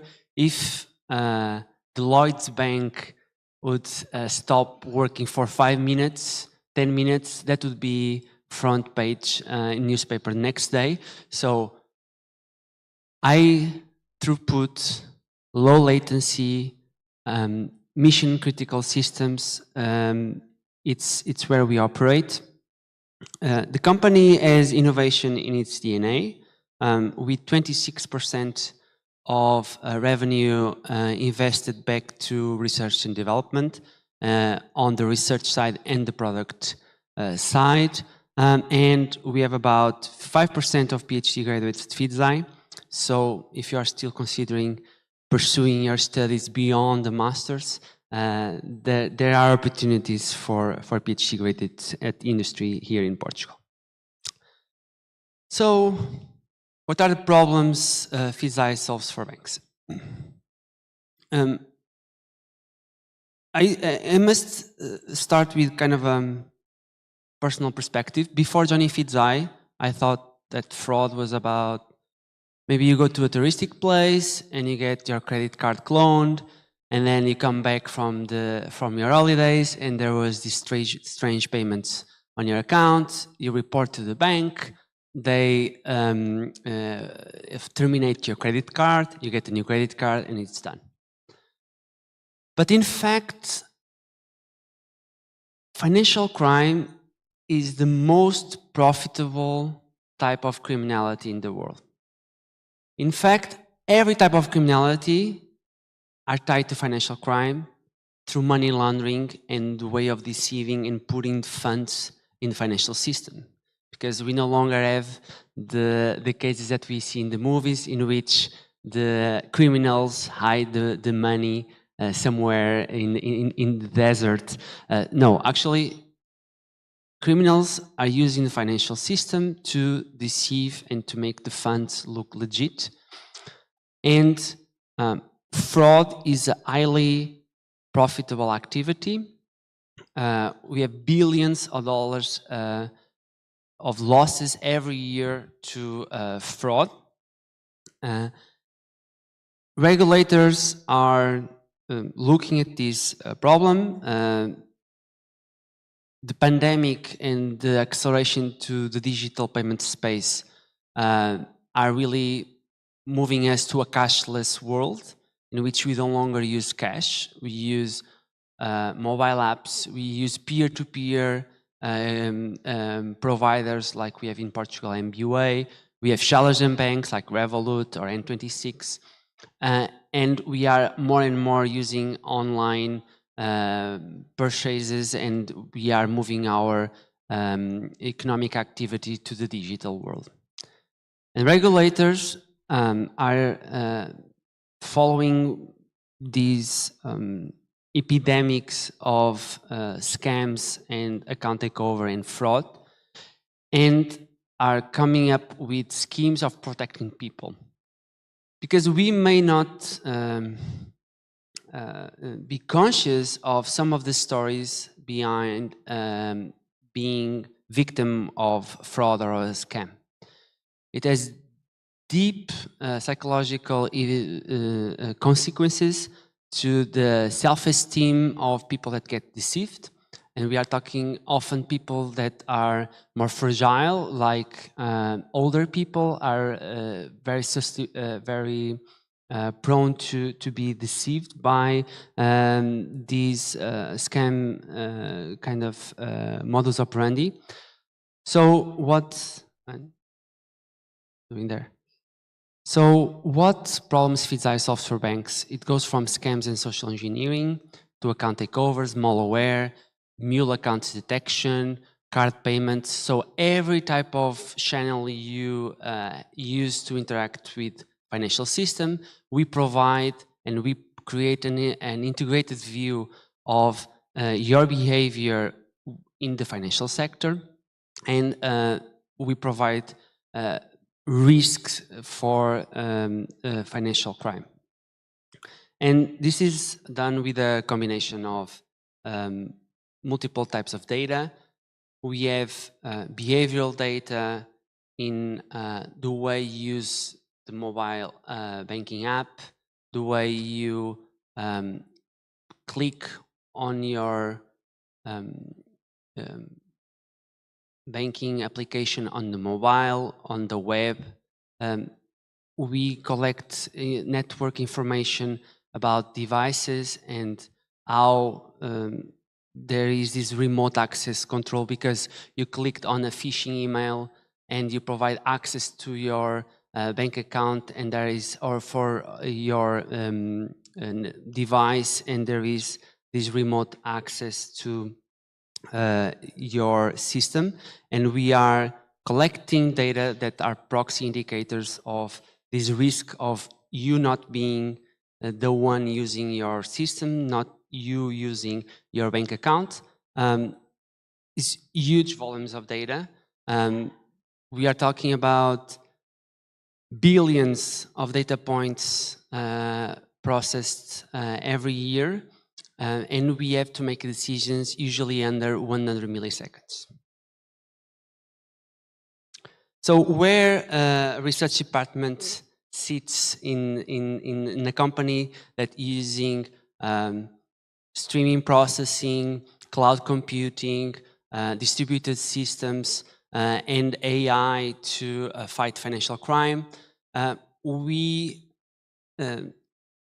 take into consideration the adversarial nature of fraud. It's highly dynamic. Fraudsters are always trying to come with new exploits, and as we are moving to the digital world, we are becoming more and more lazy as consumers. We want the frictional user experience. You want to pay for your meal with your mobile phone with a click and your face recognized. You want to have one-click payments on the Amazon, on your online merchant. And we are becoming more and more used to this easy-to-use user experience in the financial sector. But at the same time, this frictionless desire comes with a risk, an increased risk with respect to cybersecurity. And therefore, we need to come with new, smarter ways of, without rejecting all transactions, because if we reject all transactions, we stop fraud, but we also stop world economy. So we need to be conscious about the trade-off between false positives and false negatives, as we heard in the previous talk. And the way to do that, we believe, is through innovation. As we get new user experience, new data comes, fraudsters are adapting and coming up with new modus operandi. We need to make sure that we are providing state-of-the-art, cutting-edge technology for our clients. And at the same time, we need to try to be proactive on thinking as emergent threats come, and we are going to cover a little bit of Gen AI on that regard. How can we proactively research and build solutions to these emergent problems? So our mission is to do applied research to produce the best financial risk mitigation product in the world. We want the company to be successful, and we want to get more and more market share, because as we increase, we have better resources to actually build better models, to build better AI, to provide better user experience with less friction and more protection for everybody. And we operate in a high failure rate setting, and I'm going to describe what we call the double funnel innovation cycle. And let me see. Yes. So first thing I want you to notice is that this is a research department, not a product department. The product department usually works on a 6 to 12 months horizon. Here, from the initial scope of an idea to the fully adoption period of customers using this innovation in practice, it typically ranges between 18 to 36 months. And this requires some patience and heavy investment before seeing the practical results. And therefore, we need to have the right conditions to do this, because we also operate on a high failure rate, which means that typically it ranges between 10 to 20% of all projects that start will see the productization path. So most of the projects may end up not being productized. Of course, we will publish the results. We want to share with the community what was the result of the experiments, but actually being taken by product and being used, we work in high failure mode, because if there is no high risk and no high uncertainty, then it's product development. It's not research. Therefore, we need to be resilient to balancing this curiosity as we develop in students and as a PhD students and researchers. We need to keep that curiosity, that fearless attitude to risk, we need to risk a lot, but we also need to deal with failures and frustrations along the way. But this is a little bit like, I will need to make a sports analogy. I cannot avoid it.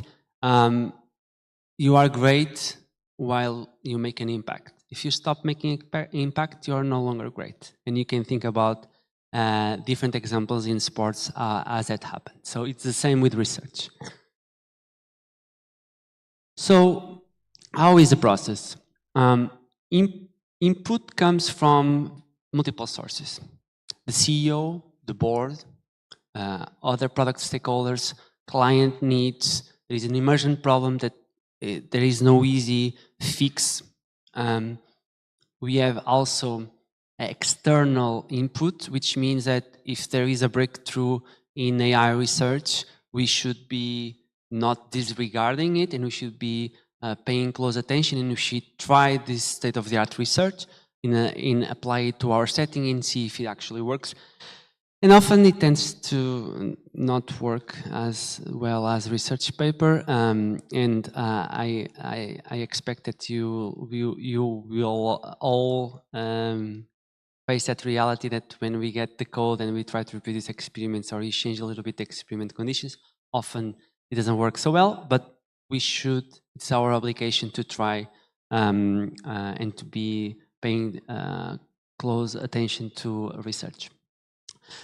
And we identify major themes, and these themes could be, we want to increase operational efficiency of data science building models. And this can be, instead of from getting data, training a model, and getting the model being used in real-time transactions and millions of transactions daily and weekly, these to happen instead of being 5 weeks, it should be 2 weeks. This entire process of data quality, data understanding, training models, testing, going to A/B testing shadow period, doing governance processes on approving through the financial institution governance process, approving this model to go to production, and actually having the model in production.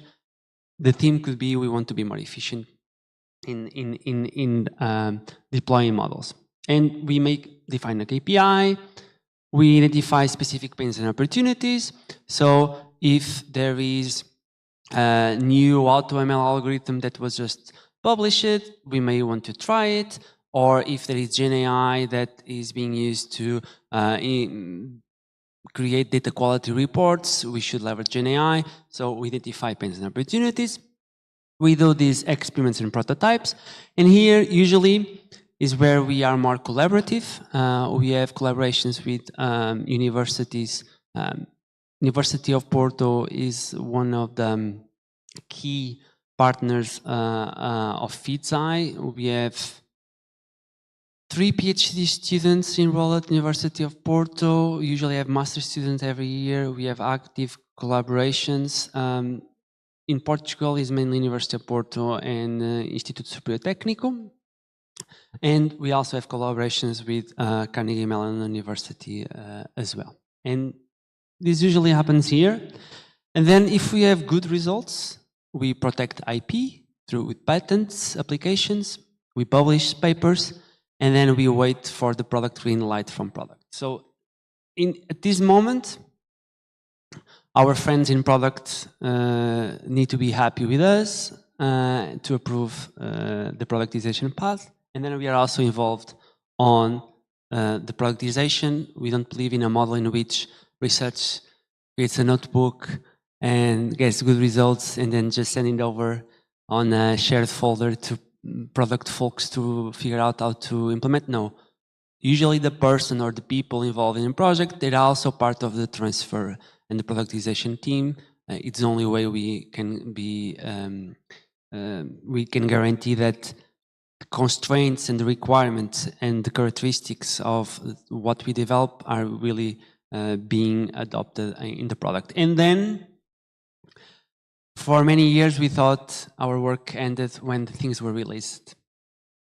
But then clients were not using some of our innovations.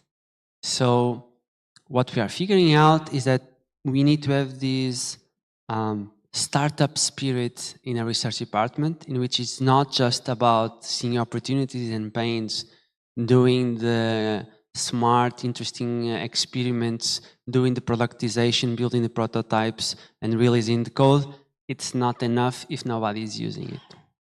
So we need to work with customer success and with clients on what we call POCs, proof of concepts, or proof of value pilots, in which we work with the clients on the operationalization of the innovation.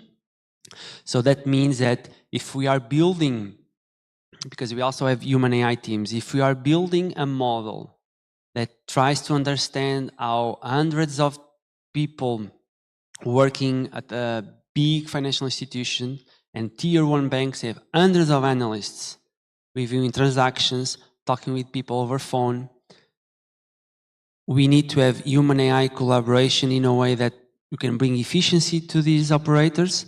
And if we are talking about training a model that will try to understand what is the likelihood of a given alert being a false positive or a false negative, because in money laundering there are regulations and the rule systems need to follow these regulations, and financial institutions is to show that the system is compliant, but we can bring ML to help with making these teams more efficient. How do we work with the client to make sure that the teams really follow the workflow we are proposing with AI? That if we create different queues, are really they following that assignments? Each person is really trying to adopt it the way it should be. So it's end-to-end work.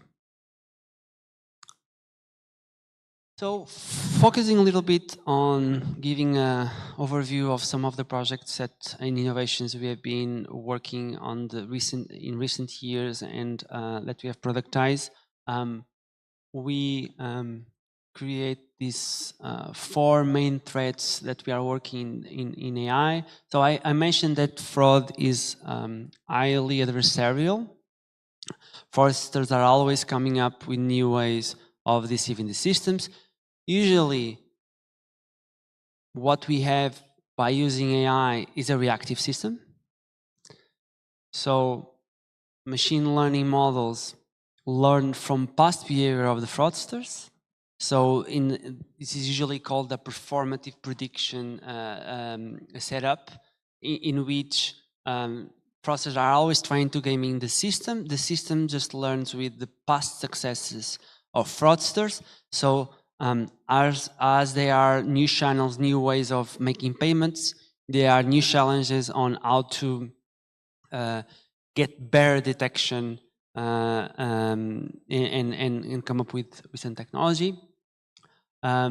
Automation, just go back. Automation has to do with efficiency.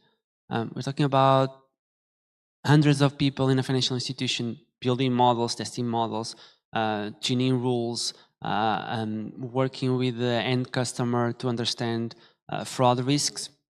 So how can we build software and intelligent systems that can bring more efficiency to human teams so they can focus on high value tasks?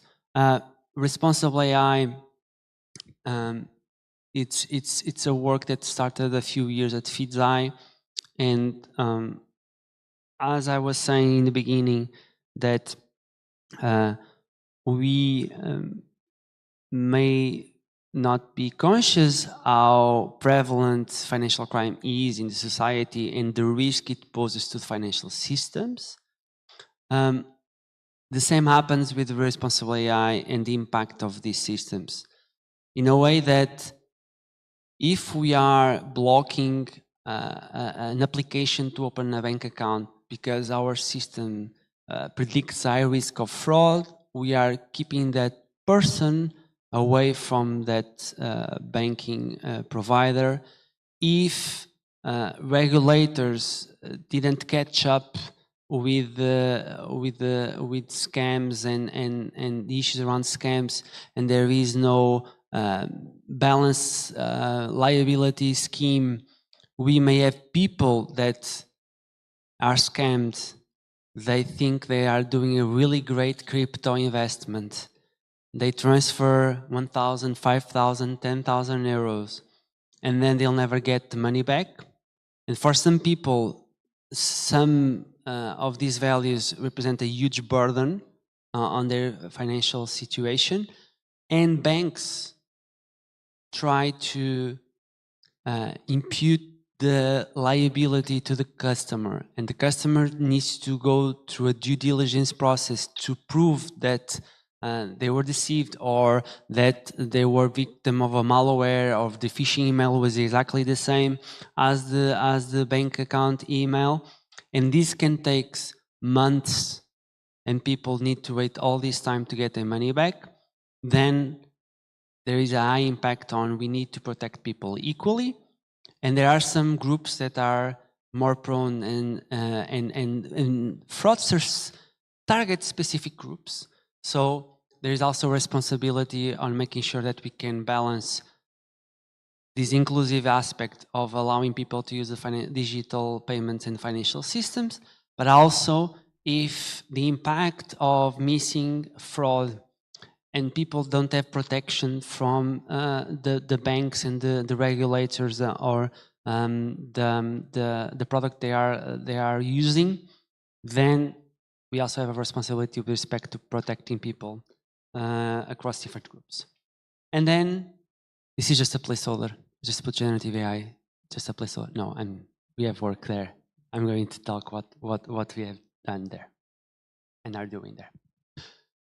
So, of course, company was funded in 2011. First thing to think about AI research is how can we use machine learning to make predictions about the risk of fraud.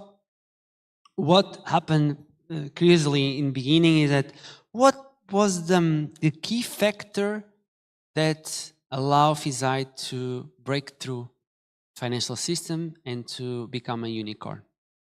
It was the fact that financial institutions have had large teams of PhDs, very smart people, graduated from top universities, and they have these perfect models. They're never perfect, but much better models than the legacy rule systems that were in production. But then there was a problem. In the lab, in the test set, recall and performance was great. Getting that model in production and scoring under 100 milliseconds for every transaction. And for instance, right now at Fizai, we have throughputs of 1,000 transactions per second.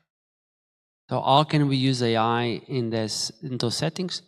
Financial institutions were not able to implement and to use AI in practice. Although they have data science teams and people working, they had the data, but making it work in the real world was really difficult. And that's where Fizai came to make a difference, in which we were able to seamlessly integrate the data science environment, in which you have historical data and we are doing your data science pipelines and training models.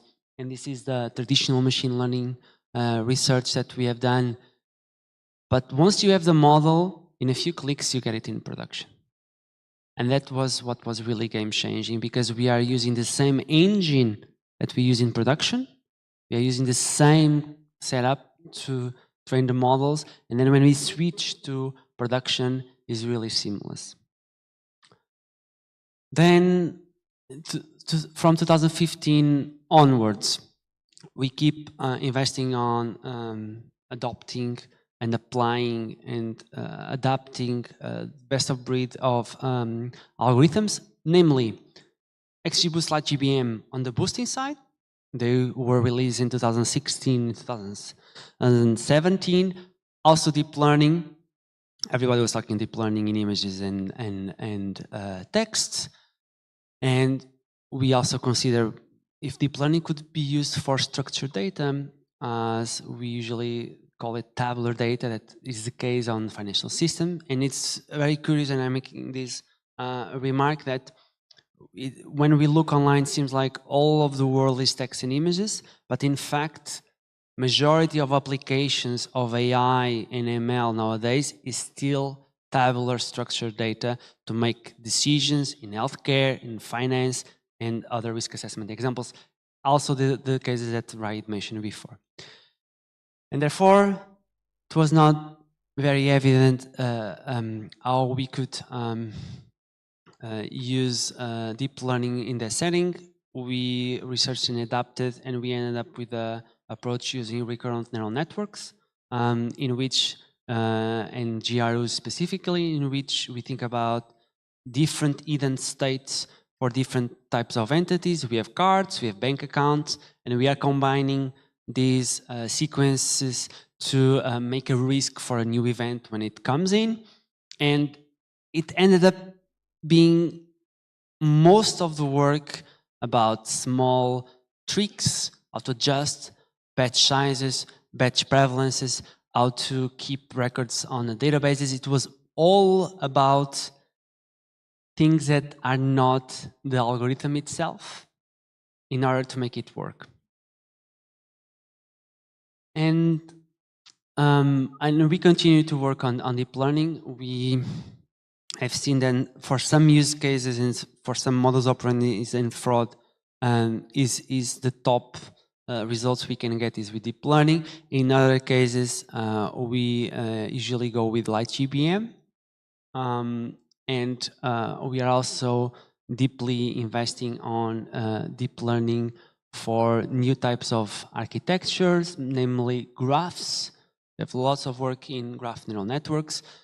More recently, there is new paradigm of temporal graph networks, because our graphs are highly dynamic, they are not static. So GNNs don't really fulfill our real-time requirements, because if I make a transaction to investment product that I found online that guarantee me 15% return in a monthly, and I send funds to these accounts, then someone else that is going also to try to send these funds in next hour or so, or other people need to get the feedback as soon as we realize that this is a scam. And static graph neural networks or static systems don't allow this feedback, because financial system is highly interconnected. So there are so many problems on temporal graph networks and dynamic graphs to tackle, and we are working on them. And we have seen also for interpretability and to help humans understand and assess money laundering and anti-money laundering processes. We have seen the shape of fraud and the shape of money laundering. We can have visual tools to help the humans make the final decisions when reviewing these processes. And more recently, Fizai acquired a startup on behavioral biometrics. So as I was saying in the beginning, the way you click and the way you your keystrokes on your mobile phone are a unique identifier of yourself. If a fraudster gets access to your mobile phone and through remote access they try to use your mobile phone, there are different types of signals that we can and patterns of usage that we can leverage to detect that this has been a compromised device. And we are also in research. For us, we're very happy, was a new influx of data that we were not before using, and now it creates a much more richer experience on. We are combining behavioral data with the financial system data and creating this unique 360 view, as business people like to say, about the online financial behavior. Automation. AutoML started as buzzword as well. So I promise you that I will say a few of them. What we found is that, okay, we adopted AutoML. So based on a new data set, we know which types of features makes more sense. Based on our experience, we generate all these features, we do feature selection, we train models, we have probability optimization, we select the best model based on key performance indicators, and when we go on, and we realize that issues of schema matching between data sources and banks and semantics and data issues and how to sample the data, all of these are continuous things to be improved, and we are being able to, first we went from months to 8 weeks, 7 weeks, and now we are, with our recent innovations and intelligent sampling and how can we apply some theory about, can we have low fidelity estimates of performance with smaller data? I don't know if you have heard about the hyperband approach, but it's this kind of hypothesis in which you can use smaller samples as a low indicator of performance, and how can you leverage that to make things more efficient? And we are now being able to reduce it to 3 to 4 weeks, and depending on some of the constraints of the problem. Automated monitoring, it's not enough to deploy the models if we cannot monitor and assess the performance of these models. Actually, we started 11:20. How I am with time? Like 10 more minutes?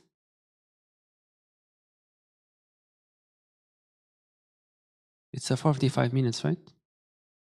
So we started 11:20, so 10 more minutes, right? And basically on the automated monitoring side, we are, when there is an issue on the model, it's already too late. So what we are monitoring is input data and the data life cycle in production, and we have reference distributions of data, and we are comparing it on this reference distribution, and we have be able to trigger alarmistic around issues with APIs and data inputs. Everything around automated rule management and tuning, humans tend to overcomplicate the risk strategy. If there is an emergent fraud pattern, they tend to be very reactive and add more rules and rules and rules, and we need to have guardrails in which what we are doing here is we are using some optimization tools to recommend which rules to turn off, which rules to add, and to make that experience more efficient as well. And we are also have everything about automation, the model reporting, because financial institutions have very strict governance processes, and we want to help data science to be more efficient on that. Think about model cards, bias audits, explainability, data reports. We are trying to automate that as much as possible for the data scientists. Responsible AI. I'm going to be very quick here for the sake of time. You have heard Raid. I worked with Raid before, and when I came to FeedZai, I tried to also to bring the best practices that we were seeing on these public policy and social good projects, and it's definitely something that is still not a standard at the industry. And FeedZai quickly understood that beyond any regulation, this could be a differentiator factor for our AI and ML products. And in fact, over the years, this was proved to be right. There has been numerous awards and accolades that FeedZai got based on this work in responsible AI. And now, finally, we are seeing some progress on the regulation side, in which we expect that the EU AI Act, as GDPR is the legal framework for AI in Europe, It's going to be enabled at the end of this year. The initial text was approved in May. Now it went to the commission. We expect to be enabled at the end of the year or early next year.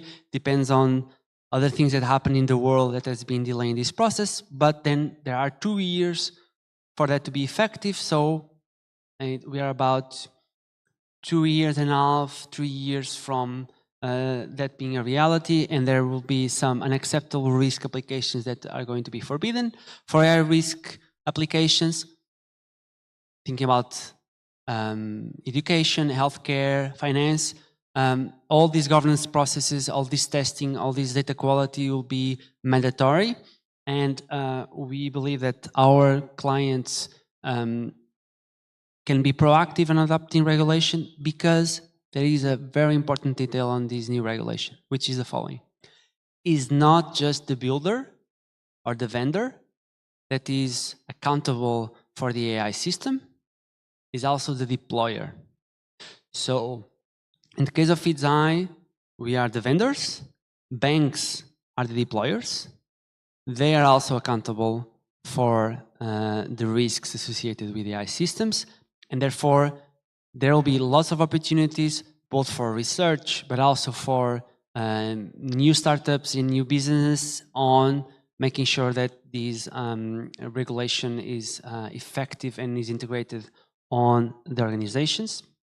And some of the work that we have been already productized and is already available, all of these innovations are already available in our product, include the bias audits in which we integrated the Equitas that Raid mentioned before, and we developed 3 in-house algorithms.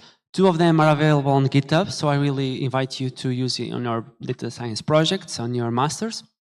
And basically, if we go to the open source ones, I expect that, I don't know if you are first year, but at least second year students, that you have heard about the SHAP framework for explainability.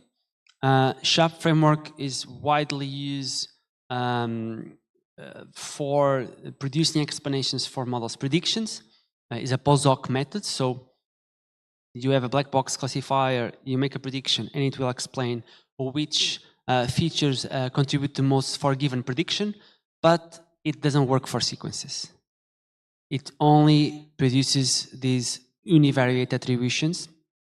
And basically, what we did was, because on our deep learning models are RNNs and sequence models, we expanded TimeShap to this 2-dimensional space, and now you're not longer only getting attributions of which features are more important for a given risk. You're also seeing on the sequence which events contributed the most to this current prediction. And actually we have seen this has been very helpful on data scientists, but also on data analysts to understand these patterns of fraud. But usually the fraudster gets access to your bank account, they will log in from a new device with a new enrollment, they change the password, they try to see the cash balance, then they come back later, they log in again, they make a small transaction, and if it goes through, they come back again and they go like the big transaction, or they move the funds from the savings account to the check balance. And to TimeShap, we were able to see that the model was giving this prediction, which was a black box prediction. Like imagine 0.90 something of fraud risk. But there was a sequence of thousands of events, and we didn't know why that prediction happened. And with TimeShap, we can see which events contribute the most and which features in each event contributed the most. It's open source and it's available. Then, I don't know if you recall, Raid mentioned that on bias mitigation there are 3 types of methods: pre-processing, in-processing, and post-processing. We still believe that it's possible to come up with a good in-processing algorithm, because ideally is in the learning process that you want to mitigate the risk of biases. And therefore, we leveraged LightGBM because we needed it to be,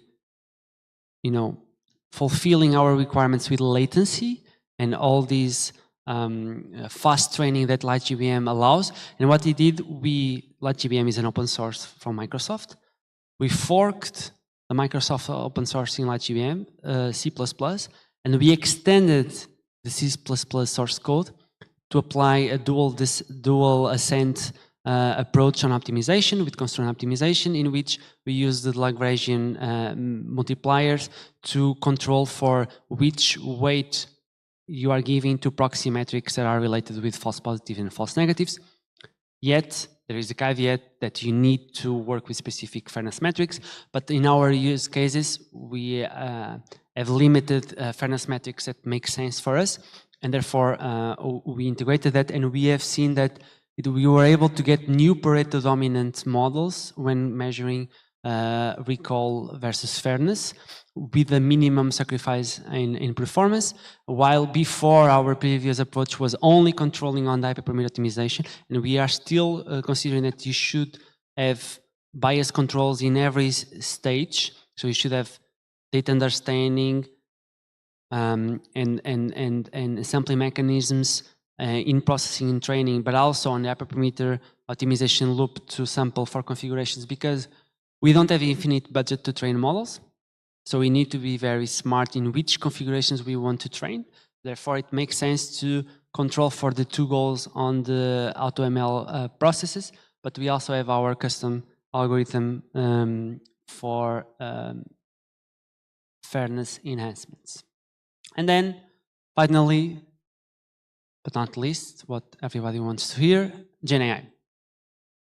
So I'd say that GenAI is a game changer for fraud. And we are already seeing that there is this thing called fraud GPT or worm GPT.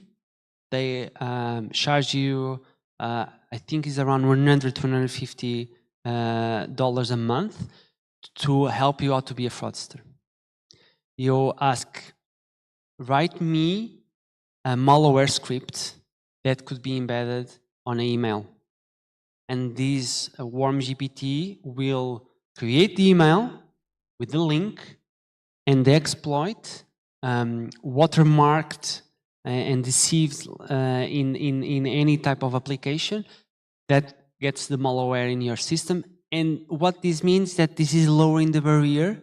As we are becoming more productive in coding and productive in data science, fraudsters are also becoming more productive in their attempts.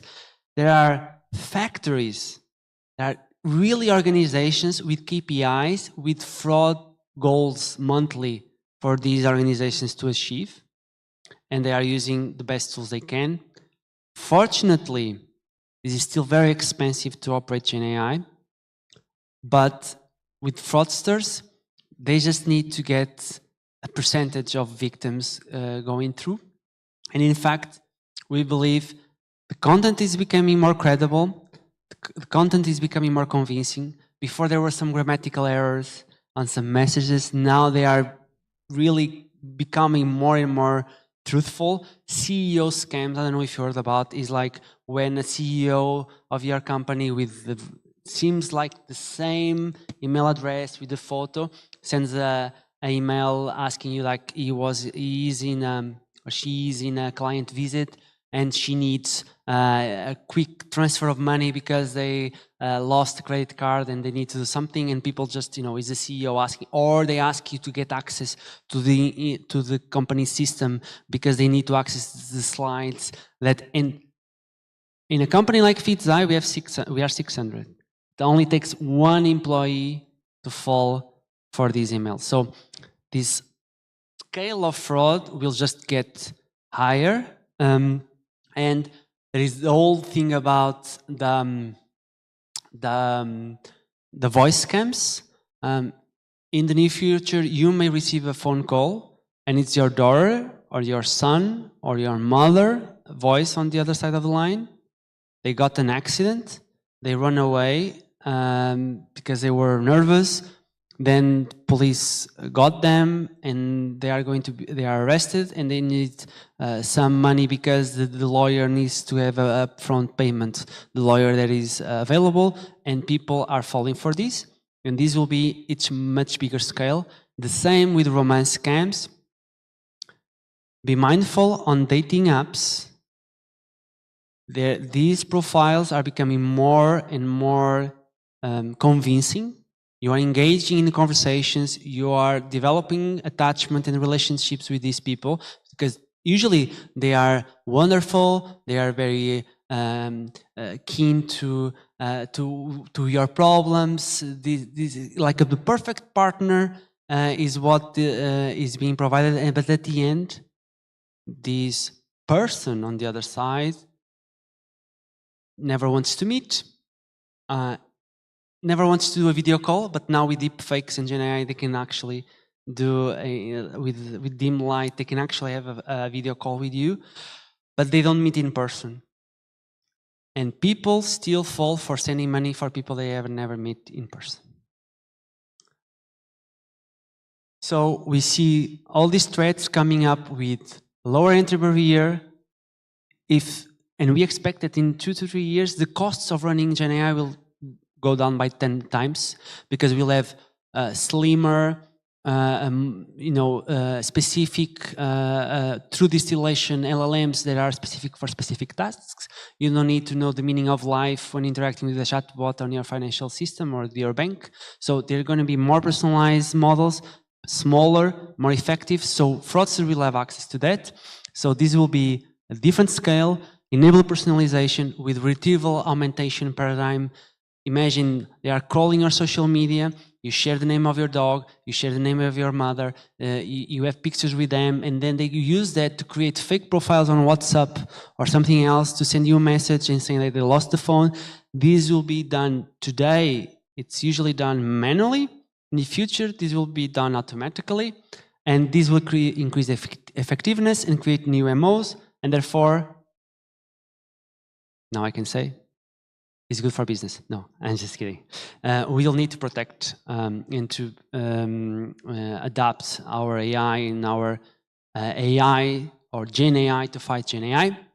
We've been working on this thread for a few years now, especially with GANs, as how can we be proactive on generating anomalies and new data instances that are not on our past historical data. And we actually even already have a patent granted on this bias gen, in which is actually work from PhD work of Sergio that is also here with us, and I invite you to talk with him on lunchtime, which is basically we get original data and we, instead of trying to fix the bias on this data, we even create different types of bias that can occur in the data, and we create synthetic examples of extreme cases that may happen. This is for stress testing. We have the grandfather example in which money laundering, we have rules that follow compliance procedures like rapid movement of funds, many different types of geographies interleaved in making transactions. And these systems have high false positives. And what we do is we get the data and we get the illicit goal.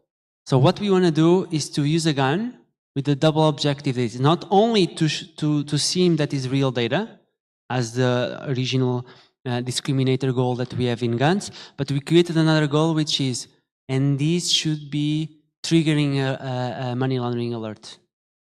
This new data that we are generating. And this is proving very effective, because when we apply this in adversarial training, what we are doing is we are creating a loop in which we are making our models more robust to these extreme cases, and we can have multiple models that, depending on different types of risk, we have different scores, and we have specialized models, and we are also doing the same for graphs. And I'm wrapping up. We have many outputs. So I started with sharing that sometimes there is some frustration, it's part of the job, but it's also very rewarded when we have innovation that is put at the hands of people trying to use on their daily lives and have a high impact on making the financial system secure, more accessible, so everybody can get the impact of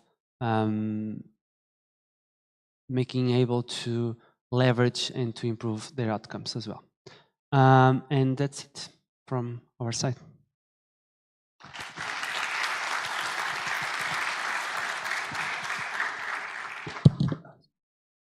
So thank you, Pedro, for your talk. Does anyone have questions to Pedro? No? Okay. This is the end of the morning session. Please be here at 2 p.m. for afternoon session and see you there. Thank you.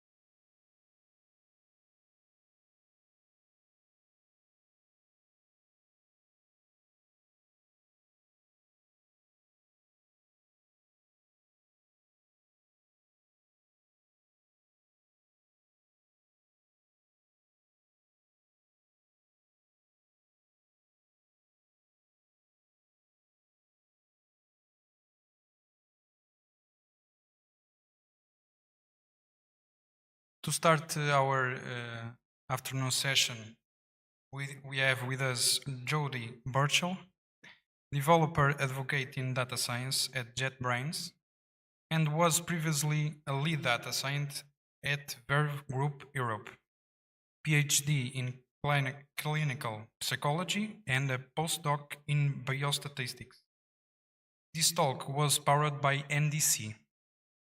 How to sell a data science project without selling your soul is our speaker's theme. Thank you.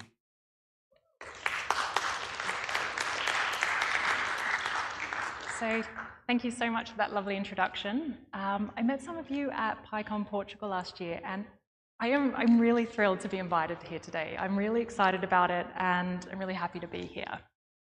So this talk is going to be a little bit broader perhaps than the other talks, maybe going down to some fundamentals. And what I want to cover in this talk are some lessons I had to learn the hard way in my career.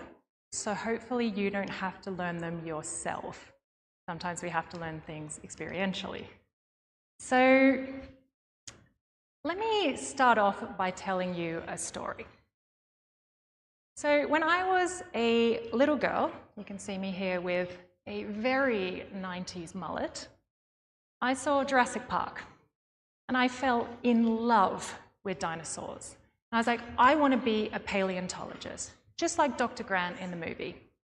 Then I discovered that paleontologists spend a lot of time under the hot sun digging up dinosaur bones, and let's say with this skin, did not seem like an appealing option. So then my love of science moved on, and I was that kid that every single Christmas or birthday, I got some sort of science kit. I had a microscope, I had a chemistry set, I even had the geology set. And in my mind, I was going to be a scientist or an inventor. You know, how little kids think about careers. That was until I got to high school. So I went to a high school in a very small town in countryside Australia, and unfortunately we didn't have a really great choice of science teachers. And my science teacher tried her best, but she was not the best at teaching the subject, and I hated it. I thought I hated science, and I was so disappointed. But instead I gravitated to arts. I loved visual arts, I loved English literature, but I was well aware I wasn't really good enough to get a job in any of these. So basically, as I entered the final year of high school, I had no idea what I was going to do as a career. And by chance, I was doing an extremely pretentious analysis as part of my final year art project, and I happened to start reading about psychology, and I loved it. I was like, I could do this as a career. Maybe I'll go to university and study this. And to my surprise, when I started my university degree, I discovered psychology is a science. And in fact, what I fell most in love with about psychology was the scientific method. I love psychometrics, I love measurement, and in particular, I love statistics. So I went on to do another science degree. I got a second degree in biology, and then I continued on to do my PhD in clinical psychology. So you can see me here, my PhD graduation with one of my best friends who's now a clinical psychologist. And I continued for another 2 years in academia. I did my postdoc in biostatistics, looking at things like heart disease and palliative care. But while I really loved the work, I kind of knew that academia was also not the right choice for me. So I decided to try my hand at a career in industry. But the problem I had was, who else was going to pay me to do my beloved science other than the academy? But luckily for me, at around that time, data science was coming into its own as a career. So I decided to try my hand at getting a job as a data scientist. And it wasn't easy. I applied for so many jobs I should not have applied for. I kind of get embarrassed thinking about what they were thinking as they looked at my CV. I applied for a job as a Python developer at one point. Anyway, and I had to learn a lot of skills that I didn't know. I had to learn engineering skills. I had to teach myself Python. But I stuck at it, and I got my foot in the door as my first job as a data scientist. And it's been 8 years now. I've worked across 4 different companies, and I can safely say I love this career. It is really exciting. I've been able to do some super challenging work. So what I'm trying to convey with this long-winded story about my childhood is, if you're like me, if what you love about data science is the scientific part, You love the process of discovery that comes with putting together a scientific project. You don't need to compromise this when you go into a job in industry. There are trade-offs, we're going to discuss these, but if what you want to do is exciting scientific projects in a company, you can do this without having to compromise your core scientific principles. So, what I want to cover in this first part of the presentation is how can you, when you're working in maybe your first data science role, doesn't even need to be your first, these are principles that will apply across your career. How can you take an exciting scientific project that you want to do and convince your company to buy into it? And in order to understand this, the first thing we need to understand is, what do businesses want? Why did they even hire you in the first place, actually? So to understand this, the first thing we need to understand is, why do businesses make money? This was not ever a question I thought about when I got my first job as a data scientist, which was funny because I had been applying for grants as an academic, but it's kind of funny when you start in a company, you're just part of this big machine and you don't really think about the motivations. But if we start thinking about companies in this way, we can divide them into two groups. We have our non-profit companies and we have our for-profit companies. So to start with, all companies need to make money to cover their costs. So there's the obvious costs like staff, like you.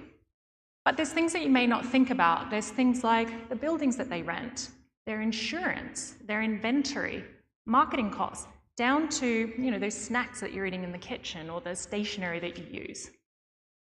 So in the case of non-profit businesses, their whole goal is just to cover these costs.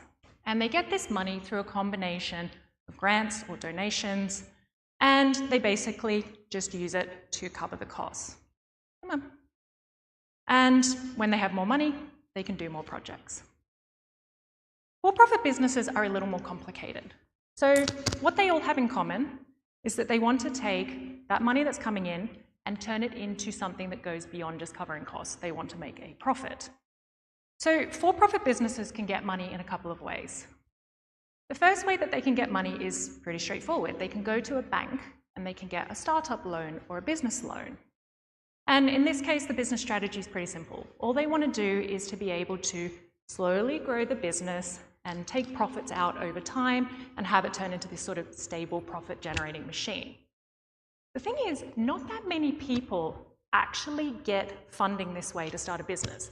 And the reason for this is starting a business is super, super, super risky. Something like 9 out of 10 businesses fail. And if you've taken out the loan yourself, you're going to be on the hook for paying that back. So instead, what a lot of people do to get money is they get money from someone called an angel investor or an organization called an angel investor. And what an angel investor wants is to invest in a company and take a share of that company's profits as a return. So why would anyone do this? I just told you how risky it is to invest in a business. Well, angel investments are basically like gambling for really rich people. What they do is they invest in a whole bunch of money, a whole bunch of businesses, knowing that most of them are going to fail, but hoping that at least one of them is going to hit the jackpot and wipe out all of their losses and then some.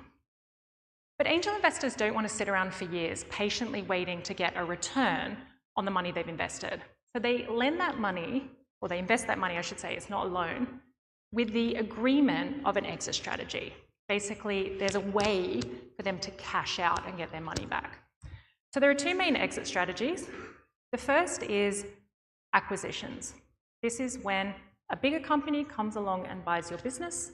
Might be to acquire people, might be to acquire IP, might be to eliminate the competition. And the second is going to IPO. This is where shares are sold in this company to members of the public who believe that the company will continue to grow in value over time. And you can basically think of buying shares as gambling for not so rich people. And then what happens is the angel investor will take out their share of what they've invested from these IPO or acquisition funds. So why would a company hire you? Why do they want a data scientist? How is a data scientist going to help them make more profit or be more attractive for acquisition? So We've already actually covered this in the earlier talks to an extent, but I'll go over it. The first is that they believe that the data scientists can make improvements to some sort of internal process or product. So most of the work that I've done in my career has been this sort of work. I've mostly worked on product-based teams, not research teams. So most of my work has been making improvements to things like the existing recommender system or the search engine of a website. The second is that they hope that the data scientists can develop valuable intellectual property. So we've already discussed this today.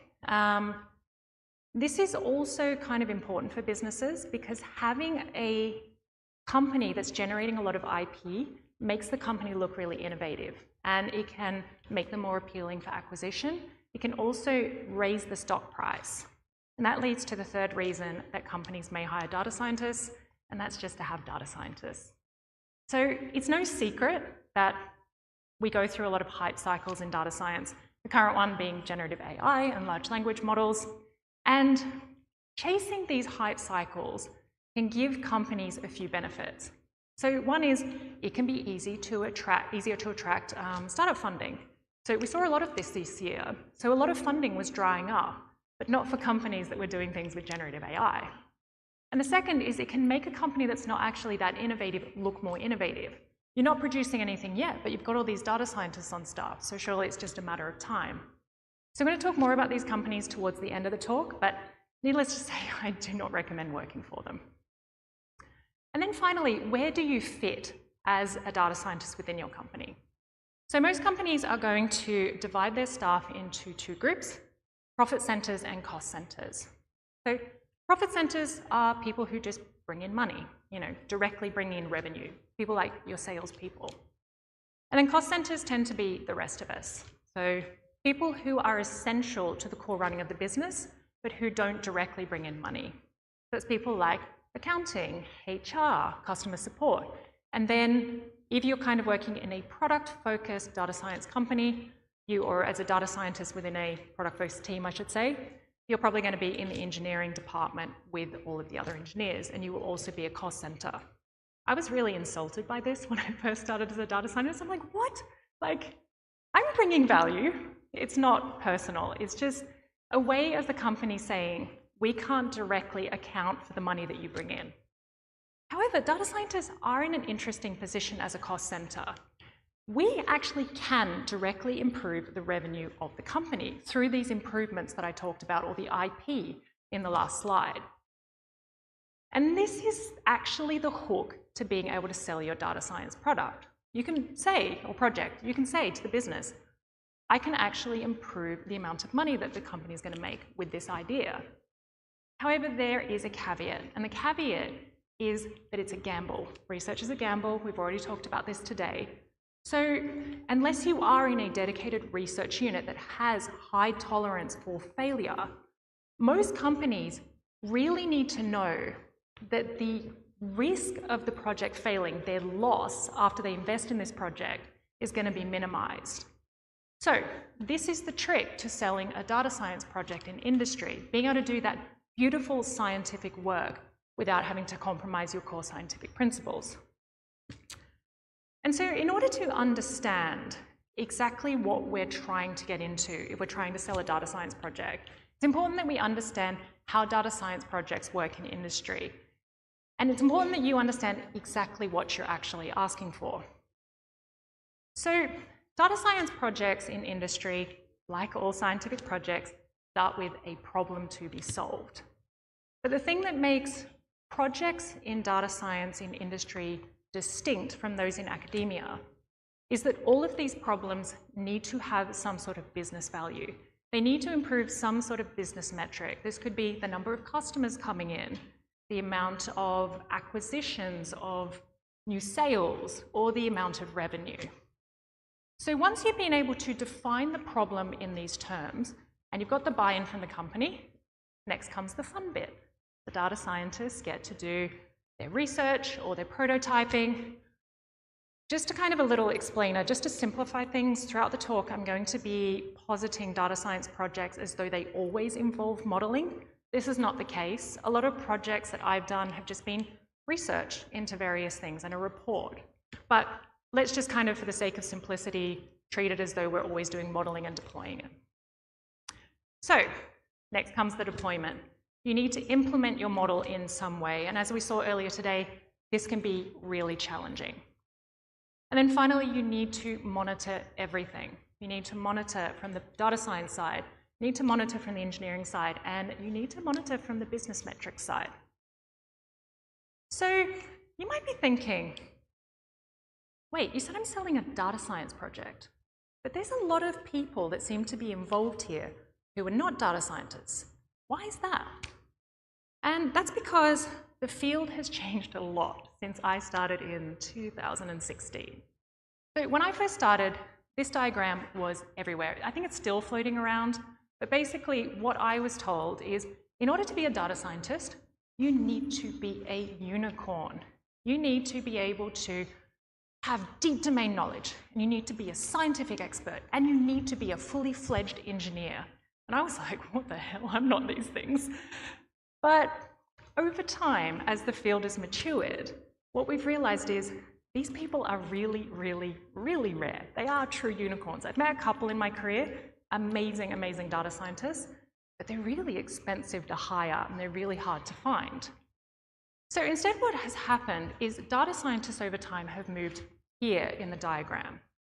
We still have some engineering knowledge, we do coding, we work with some engineering tools like version control or cloud services, and of course we have domain knowledge, but we are the scientific experts on teams. This is not going to be the case if you're like the only data scientist at a startup of 3 people, but once a company gets beyond any kind of, scale, like 10 or so people, 20, whatever, this will be the setup. So what this means is when we're asking for a data science project, when we're trying to sell a data science project, we're not just asking for our own or maybe some other data scientist time on the project. What we're asking for is time of many different people across many different teams. So let's meet who they are. The first are our engineers. The engineers are one of the most important partners of the data scientist in order to bring projects to life. So we have our data engineers. They help us build robust data pipelines.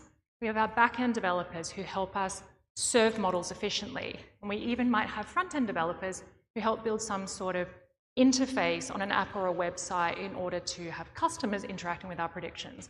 Then beyond that, we have new specializations that have come up. ML engineers, ML ops. You even heard large language model ops? Not sure about that one, but essentially this is an acknowledgement that deploying machine learning models is complicated and requires specialist skills. Then we have our business intelligence analysts. These are people who are experts in the day-to-day running of the business. They understand what the finances should look like. They understand what the stock and the inventory should look like. So they're the ones in the best position to actually tell us have our projects had the business impact that we want. Then finally, there's a bunch of other people across the business who are domain experts, and they may be involved with the project in various ways. So maybe they're going to be the sponsor of the project. I have had a project that was basically run by the CEO. They may be the ones that come to you with the business idea, and sales are particularly good for this, but they are important partners in sanity checking the things that you are seeing as part of your project. Do your predictions look right? Are the fields that you're finding in the data, do they make sense? Do they mean what you think they do? So what this means is you are essentially now asking for a team. And what that means is someone's going to need to coordinate all these people. And depending on the project and depending on the stage of the project, this might be you. So when you're first starting your career, this is unlikely to be the case. But definitely, as you move further into your data science career, technical leadership as well as technical delivery will become part of your role on data science projects. So what does this look like? This can look like having oversight over what everyone's doing in different teams. It can also then involve communicating between those teams at the right time. I will say earlier on in my career, I really overcompensated, I over-communicated with everyone. And what this did was slow everything down, because you get people who don't need to be involved, getting involved, and then they have opinions, and the opinions don't mean anything, and it's a mess. Be judicious about communication. And then finally, it can also involve organizing people. So a little bit of project management.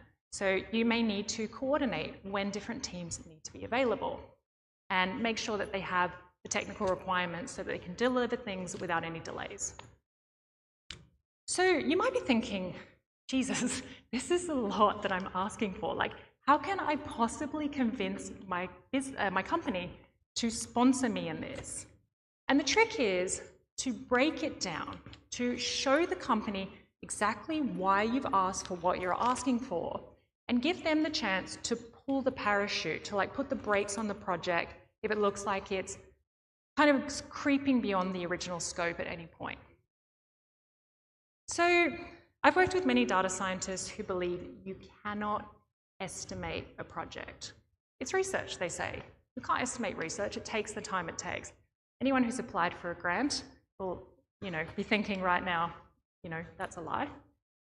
But let's see what happens if we don't estimate our projects. So let's say we've been asked to develop a recommender system, and in our minds we think, easy, it'll be 6 months, just recommend the system, it's not very hard.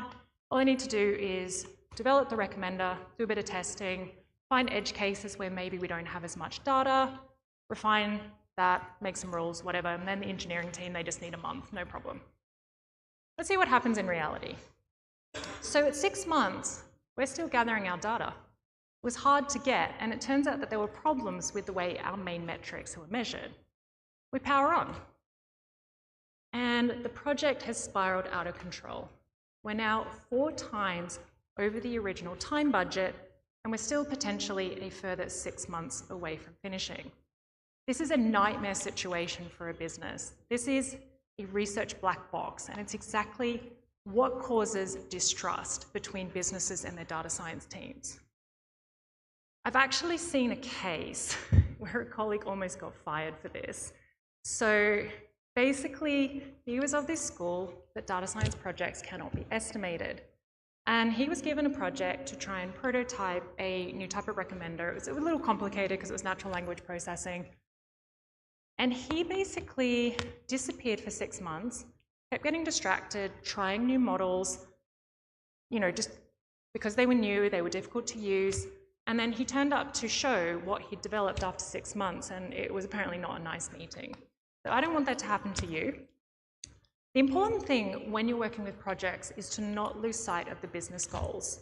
And if you don't have sort of clear points where you can come up, step back, and revisit what you're doing, it's really easy to do it. We've all done it. You have a problem, you try and solve it from a technical perspective, another problem comes up, you think, I can solve that too.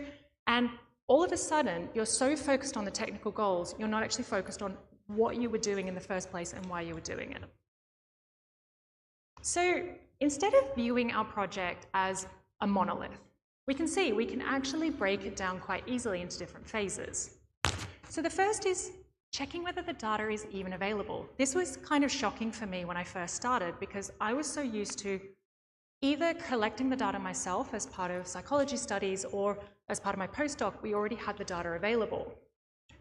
The kind of sad truth of it is in businesses, they're not gathering data for us. They never have the data science team in mind. It'll always be for some sort of business purpose.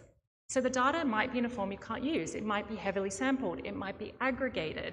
Or you might not have enough storage of data. It might not be kept for long enough for you to have enough to use. Another thing that was a really big shock as I started working with big data is big data actually poses its own problems with retrieval. So at my last job, we had something like 170 billion transactions a day. And so data at that scale is really hard to work with.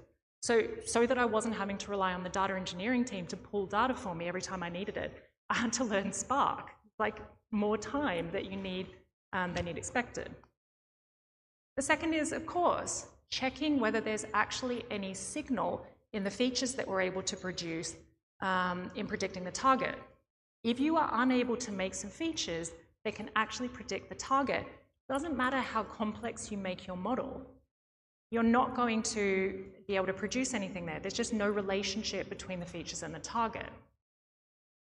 Then there's a stage of refining your model, getting to a model that doesn't just satisfy your model requirements. It's not just a good model in terms of metrics. It's a good model for the business case. Again, we've already talked about this today, that this is quite complex and can require a bit of negotiation with the business. And then there's finally the part where you have to work with the engineering team. And the thing is, the engineering component can be substantial. It can take longer than the data science component at times. And the engineering teams are not just waiting around for us to finish things. They have their own things to work on. So depending on how high priority your project is, you may need to be very organized to make sure that the engineers you need are available at the time you need them. So what I like to do in order to do this estimation is break down projects into two types of tasks. The first are research tasks. These are things that it's unknown in advance whether we can actually do them. So things like data discovery, checking whether there's, feasible features, checking whether we can arrive at a model that everyone's happy with. And the way that I like to work with these is by time boxing them. Basically, I'll give myself or my team members 1 to 2 weeks and tell them to go away, investigate how feasible this task is, and come back with information. And at that point, you now have more information about how potentially long it's likely to take, whether there are any complications you didn't foresee, and potentially at that point, if you're seeing really major complications, like really huge problems with the data, it may be a point where the business steps back and says, we're not sure if we want to do this project. This can be a really hard thing to come to grips with. You're emotionally invested in this project, and you can have the plug pulled out from under you at this point. Doesn't always happen. I've seen really business critical projects that were running into problems for like 3 years, but the business persisted with them because they were important, and the data science teams eventually got there. The second are development tasks. These are much more traditional engineering tasks generally, things like data pipelines, monitoring, model deployment. These can have unknowns, like model deployment in particular can sometimes be tricky and new for teams, but generally these tasks can be estimated fairly reliably using software engineering principles in order to estimate them. You should, of course, always build in cushioning just in case things go wrong. We're going to talk about that later in the talk. But essentially, once you've come to kind of an idea of these sort of time boxes and these estimates, you can cobble them together into a rough timeline. Timeline's not going to be perfect. It's going to change and evolve over time as you discover more through your research. But what this timeline is, kind of a contract between you and the business. It's a guarantee that you have kind of considered the risks and problems within this project, that you have given them points where they can pull out before it turns into a research black box. And it also gives you something to go to other teams with and give them a heads up about when they're likely to need to be involved. So you might be thinking at this stage, this estimation seems really overwhelming. It might be really difficult to do. And the way that we can get our best estimates is by getting the most information we can up front. And the way we can do that is by understanding the constraints that we're going to be operating under for this particular project. So this can be one of the most difficult things, I think, for a new data scientist. At least it was for me. Like, shifting from academic research, where the whole idea is go as deep as possible, really try to thoroughly understand the problem, and potentially have 2 to 3 years to work on a single problem. Within business, you have a number of constraints that are quite different from academic research work. And the most important of these are time, whether the project satisfies the business metrics or value that it's supposed to, and whether the model meets the technical constraints that it needs to. So let's have a look at all 3 of these one by one. So the time constraint was probably the most jarring for me of the 3. As I said, the idea in academia is to be thorough, to try and get at the truth of an idea, to create a new piece of research that becomes scientific canon. It's kind of the opposite in a lot of product-based teams in industry, the idea is to arrive at a working solution as quickly as possible. And if that means you're always doing linear regression or decision trees, so be it. And yeah, maybe that's going to be a bit unsatisfying, but in that case, I would congratulate you on the quality of your data.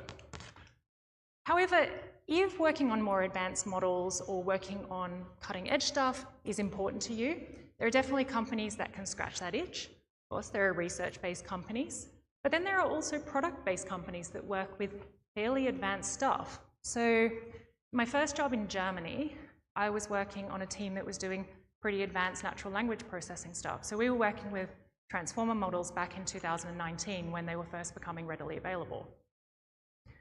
The next is the idea of a model having business value. We've already discussed this, but the main thing to understand here is traditionally when you're thinking about models, you're thinking about their model metrics, the AUC, their accuracy, their mean absolute value, mean absolute error, sorry.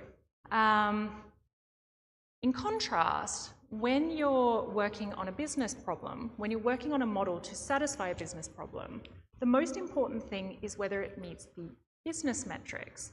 So you might have a model with, say, I don't know, accuracy, it's not a very good measure, but let's say it's an accuracy of 99%, but it doesn't really uplift conversion or revenue or clicks or whatever it's meant to be doing that much. So maybe it's not a good model. And this can be a negotiation between you and the business. Maybe they had unrealistic expectations of what could be delivered and what you have is good enough, but it's a little bit of a dance that needs to be kind of navigated. And then finally, one of the most interesting parts of working with models in industry is having to deal with technical constraints. So these are not just the concern of the engineering team. There's something that you really need to think about when you're designing your model and how your model makes inferences. So like an obvious one is, most of you are going to be using Python or R.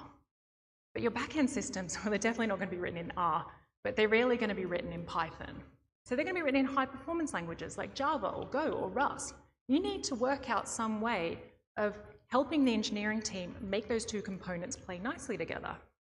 We already talked about latency earlier today. This has been a big concern even in my career. Most of the problems I've worked on have had like real-time prediction constraints. You're really restricted in how big or complex the model you can build is when you have to take latency into account. And then there's the cost of deploying the solution. If you pick like a large language model as your solution, you need GPUs for inference. Maybe the cost isn't worth it. So this is a constraint on maybe the size of the model you can use for inference. So you might be thinking, this seems really boring. Like, why would I want to do this work under all these constraints? It seems really unsatisfying. So apart from the fact that the technical constraints in particular can pose some really exciting intellectual problems. Some of the best problems in my career or that I've had to solve have come from having to account for these technical constraints. The thing that really, really makes me happy is being able to deliver something that people can use pretty much immediately. So here's the website of the first job I had, first company to employ me as a data scientist. And here is a little simple product I built 6 years ago. All it does is takes a search that someone does on the website and it finds related searches. It's not that technically complicated, but it's still alive and kicking 6 years later. And it really makes me smile thinking about it being there. Maybe it's helped some people find a job. You know, this for me is really, really satisfying. So if the idea of being able to build things that have a pretty immediate real-world impact excites you as well, I think you're really going to enjoy working on data science projects in industry, even with all the constraints. So we've covered how to sell the product, or sorry, the project. But what I haven't gotten into yet is how you can keep your integrity while you do it. So that's what we're going to cover for the remainder of this talk. And one of the most important ways that you can maintain kind of good work, you can make sure you're doing good work and you are kind of being a good scientist, is communicating clearly and setting expectations. So one of the hardest things to learn as a new data scientist is getting used to having to communicate about complex scientific projects to a non-technical audience. So most people that you're going to be interacting with who are going to be making decisions about whether your project continues or not are not going to have the technical background that you do. But you've just been trained for years to communicate to other scientists. So this is a really difficult thing to learn, and it was something I struggled with a lot when I first started. So let's have a look at some issues that can come up. One kind of problem with dealing with non-technical decision makers is often these are the people who can give you the go-ahead to do the project because they have pressure on them to make money within the business. And what you're coming up to them and saying is, I have an idea to make more money. So because they just don't have the context that you do, they don't understand the complexities and the constraints and like how many unknowns there are in research projects, they really want to hear an answer where you're saying, I can get it done really fast and guarantee you I can stick to deadlines, and I am going to give you outrageous returns. Do not do this. Do not give in to the temptation to do this. You will get pressure from people in the business to do this. It is a very quick way to selling yourself out. You will be under so much pressure to deliver something impossible. You'll take shortcuts. You'll do sloppy work. You'll have problems like bias and data leakage in your models because you just will not have time to check everything properly. So always, always under-promise and over-deliver. And those timelines that I talked about, these are a great tool to help you do this. You can basically point to why you need so much time at each stage and how many unknowns are still left in the project. The second is communicating projects honestly and early. This is really scary. This is a scary thing to have to do, to go into a meeting and say, this project is failing. This project is not working as I expected. I can't get this model to do the predictions I thought it would. But you have to. You have to find the courage to communicate this honestly. Don't try to hide when there are problems. Don't go down that research black box rabbit hole of trying to fix things. Just be upfront and you can all make a decision together. I have never had a bad reaction communicating this stuff. The worst one was actually on that project I told you that the CEO was sponsoring. And we were trying to rebuild a model that a data scientist had done like 6 months prior. We just could not like redo the numbers that he was getting. He was getting something like 70% accuracy. We were getting 50% on a binary outcome, so predicting at random. That was a really hard conversation to have, but the CEO was super cool about it, and he's like, okay, the project's failed, it's okay, it's not your fault. So this was the first paper I ever published, just wanted to put it up there. So when I was, in academia, I was in academia for something like 13 years. And I'd been trained since the time I was 17 to communicate like an academic. So everything I wrote about my scientific work was extremely detailed, extremely thorough. It's written for other scientists. So needless to say, when I started in industry, they did not want to be communicated with like that. Luckily for me, my first ever boss when I started as a data scientist was also a former academic. And he took me under his wing and he was like, you cannot write documents like that for the business stakeholders. So he taught me to communicate with non-technical audiences. And the way he described it is communication within a business can be sort of divided into 3 groups, and you can think of it as a pyramid, where you go from less information to more information. So at the top, we have a document called the executive summary. I say document, it's more like 3 to 5 bullet points summarizing the main business outcomes of the project to date. It could be at the beginning stage when you're trying to sell the idea. It could be an update. It could be when you're asking for more resources. You can do this at any stage. Then there's the overview. The overview is basically an expanded version of the executive summary. It contains the same information.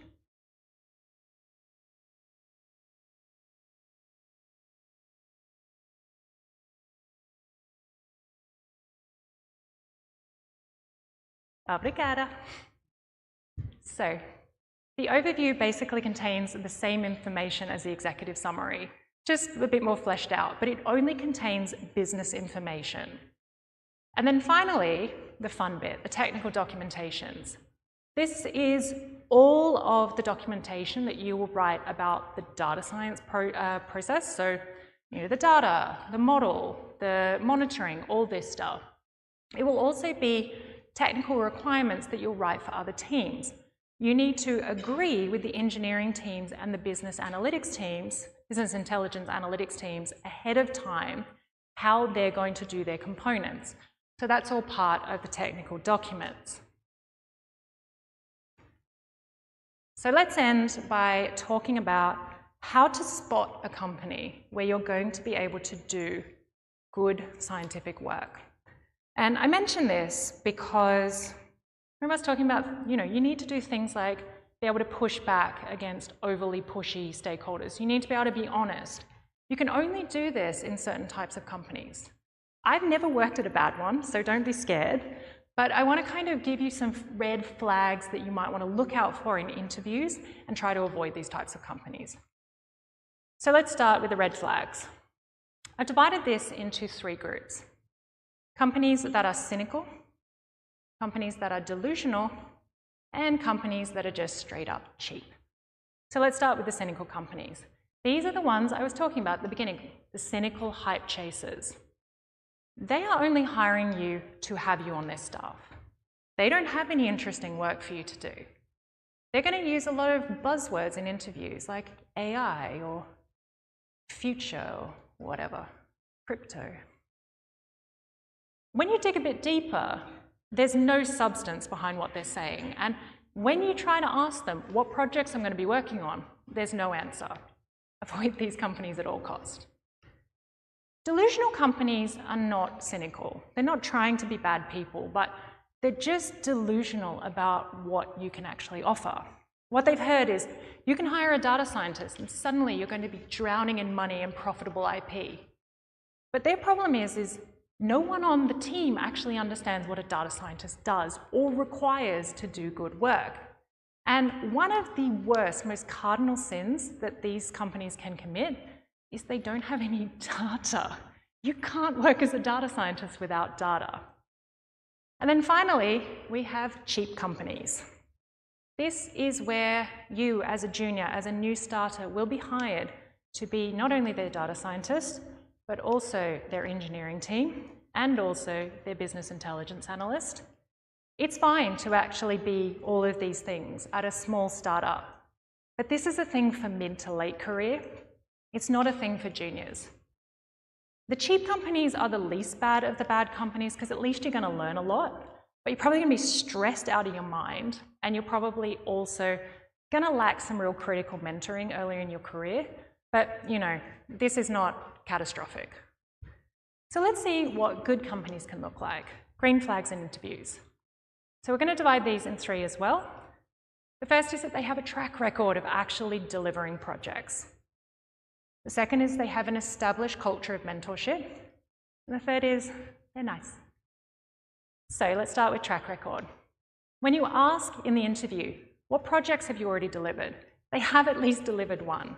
And this is really important. It means they've got the conditions set up for data scientists to actually do work. They've got the data in place. They've got a whole bunch of other things in place. And one of the things that's important is it means that other data scientists have gone ahead of you and laid the foundation with the business stakeholders that data science can actually be a profitable and interesting part of the business.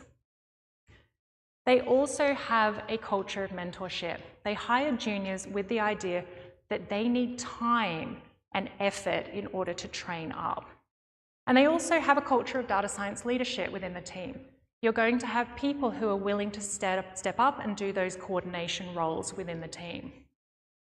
And hear me out, I would advise trying to take jobs where they're nice to you in the interview. I know this sounds really obvious, but the reason I mention it is when I first started, particularly because I didn't come from a hard sciences background, I was so insecure in my early interviews and I was so desperate to impress interviewers. And I put up with some pretty bad treatment in interviews. I never got any of those jobs. Like, it's not that I got rejected them, I just didn't get them. But what I kind of feel, especially now that I've worked in a role where I've done hiring myself, is hiring is a two-way street. And it's the first chance you get to impress upon the person coming in about who you are, what you're like as a company. And interviews are also really the heavy burden for the person who is the interviewee. You have all the power as an interviewer. So what you want to do is set up the conditions so that they can be as comfortable as possible so they can really show you their true skills. So sure, there might be some companies where you have a pretty tough adversarial interview and they're fine, it's just their interviewing style. But I would definitely say I've always gone with companies where they've been very nice to me in interviews and I've never gone wrong. It's not like they're less technical. It's a culture where you can succeed and thrive and take risks. And that is it. Thank you very much. And please, if you have any questions.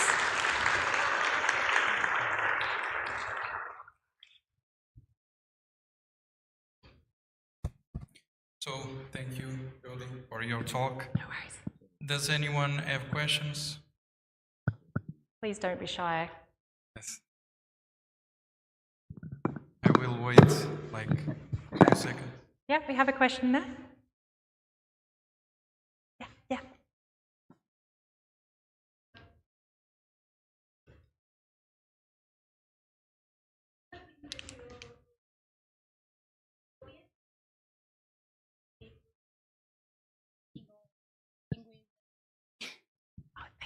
Thank you. So we have here a lot of students. They probably are starting to search for their first jobs, maybe. And one thing that I want to ask you is, do you did a lot of interviews? How many interviews do you usually do? And how do you know, or what can you say to our students about these red and green flags that you sometimes encounter? Wait, I didn't hear the last bit, the random something? Sorry. About the red and green flags, sometimes you encounter that in interviews, and if that's very usual, how many interviews do you usually do? Because from my experience, it's not like in the first interview that you find your best company, and how is this process of searching and doing a lot of interviews and so on? So how do you, sorry, I couldn't hear you properly. So, yes. Yeah, sorry. What is the process of doing these interviews?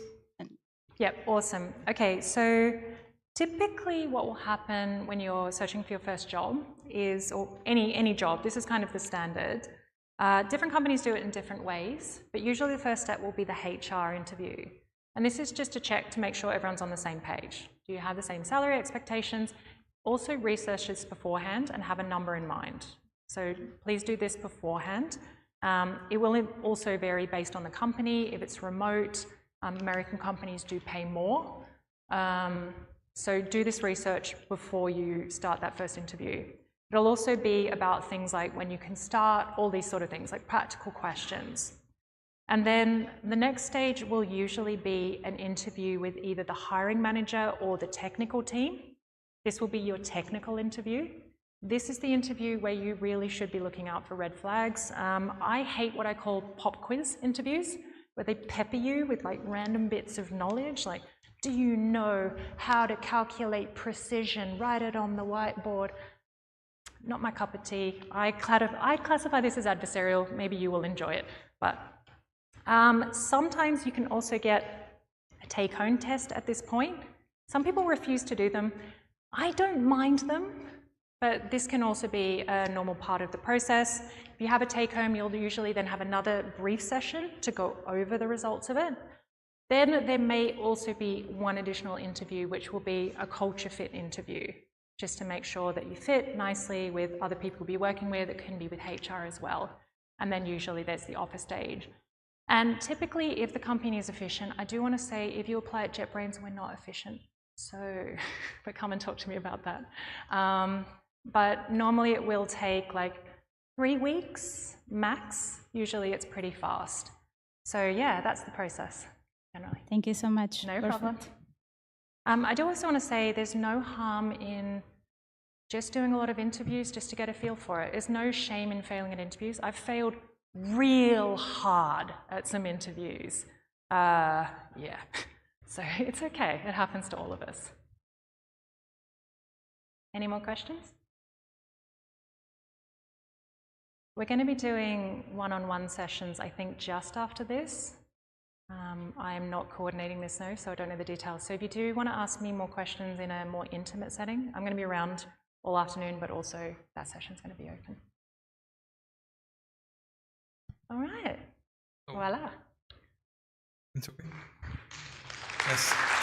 Thank you.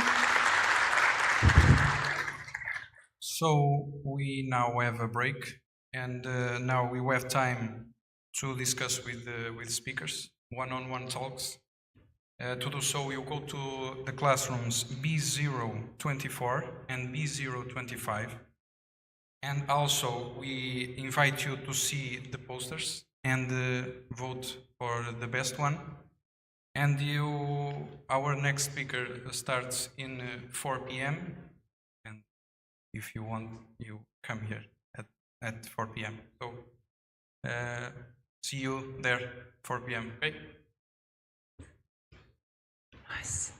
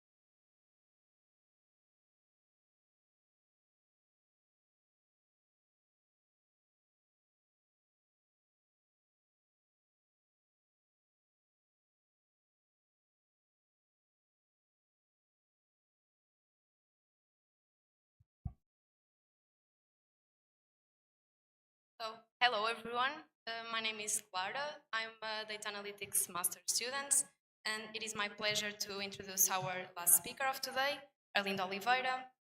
Arlindo is a distinguished professor at EST in Lisbon, within the Computer Science Engineering Department. He also holds the prestigious position of president at INESC and is a respected researcher on his field. The professor earned his PhD in electrical engineering and computer science at UC Berkeley, and his expertise covers a wide range of fields. He is notably well versed in the domains of algorithms, machine learning, artificial intelligence, bioinformatics, and computer-aided design. Today, Professor Oliveira will explore the fascinating world of artificial intelligence. He will address the applications, implications, and speculations surrounding this field. So please join me in giving a warm round of applause to welcome our professor.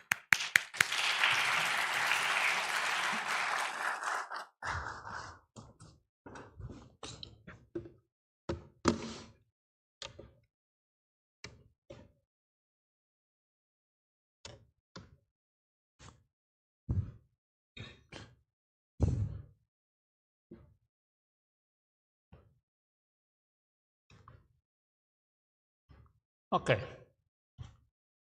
Well, good afternoon, everyone. Thank you for inviting me.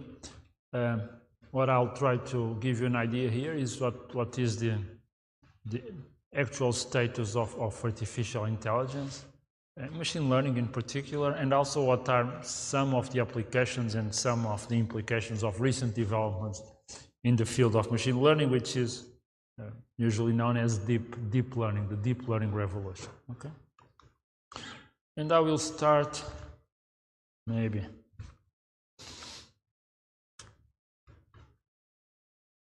by making a comment that we are looking at a technology that is suffering the effect of what is called as a Mars law. The fact that we tend to underestimate the effect of a technology in the long run, while at the same time overestimating the effect of a technology in the short run. So we are too optimistic in the short term, but we fail to understand the full impact of a technology in the long term. Okay? This happened with many things, for instance, with the automobile, with the electricity, with cell phones, and certainly, well, with computers, of course, transistors and computers, and also with AI. So this can be illustrated. I don't think I have the range, so this can be illustrated with this curve. Imagine that something is growing like that blue curve, which is actually an exponential, and we think that it's going to be somewhere in, let's say, in 10 years. And then we tend to be a bit optimistic in, let's say, in 5 years, we think will be further, higher than it actually is, okay? But then when we look at the development in the long range, for instance, in 20 years, then our linear projection is too pessimistic, and the reality is much more developed much further. And then when you think of 40 years in the future, it's even more impressive, right? So our original estimate that was a bit optimistic is not even pessimistic, it's simply completely wrong, okay? The most well-known case of this is Moore's law. So computers, we have been able to double the density of transistors on a given chip. Every 2 years we double the number, we double the density, okay? And we have been doubling this for more than 60 years now. So that means that we have make 30 doublings of number of transistors on a chip, okay? Which means that we now have 1 billion times more density than we had 60 years ago. If you were to have one of these devices, the CPU in one of these devices with the technology that was used in the 60s, valves, it will use the same volume as the Estádio do Dragão. Okay, so that gives you an idea of the reduction in size and complexity that we achieved, and that explains why the technology has developed so much and why the world is so different now from what it was. So AI is an old idea. People started thinking about automating reasoning, automating intelligence many years ago. Thomas Hobbes in the 17th century argued that reasoning intelligence is no more than adding and subtracting and multiplying, okay? But there were no way to make this real. In the 19th century, Babbage conceived of a mechanical computer programmable by punched cards, that if it were ever implemented, it would have been a general purpose computer that you could program to do anything that a modern computer can be programmed to do. Ada Lovelace even wrote programs for that computer and asked questions: can it be creative? Can it be intelligent? Can it do new things? Can it write music?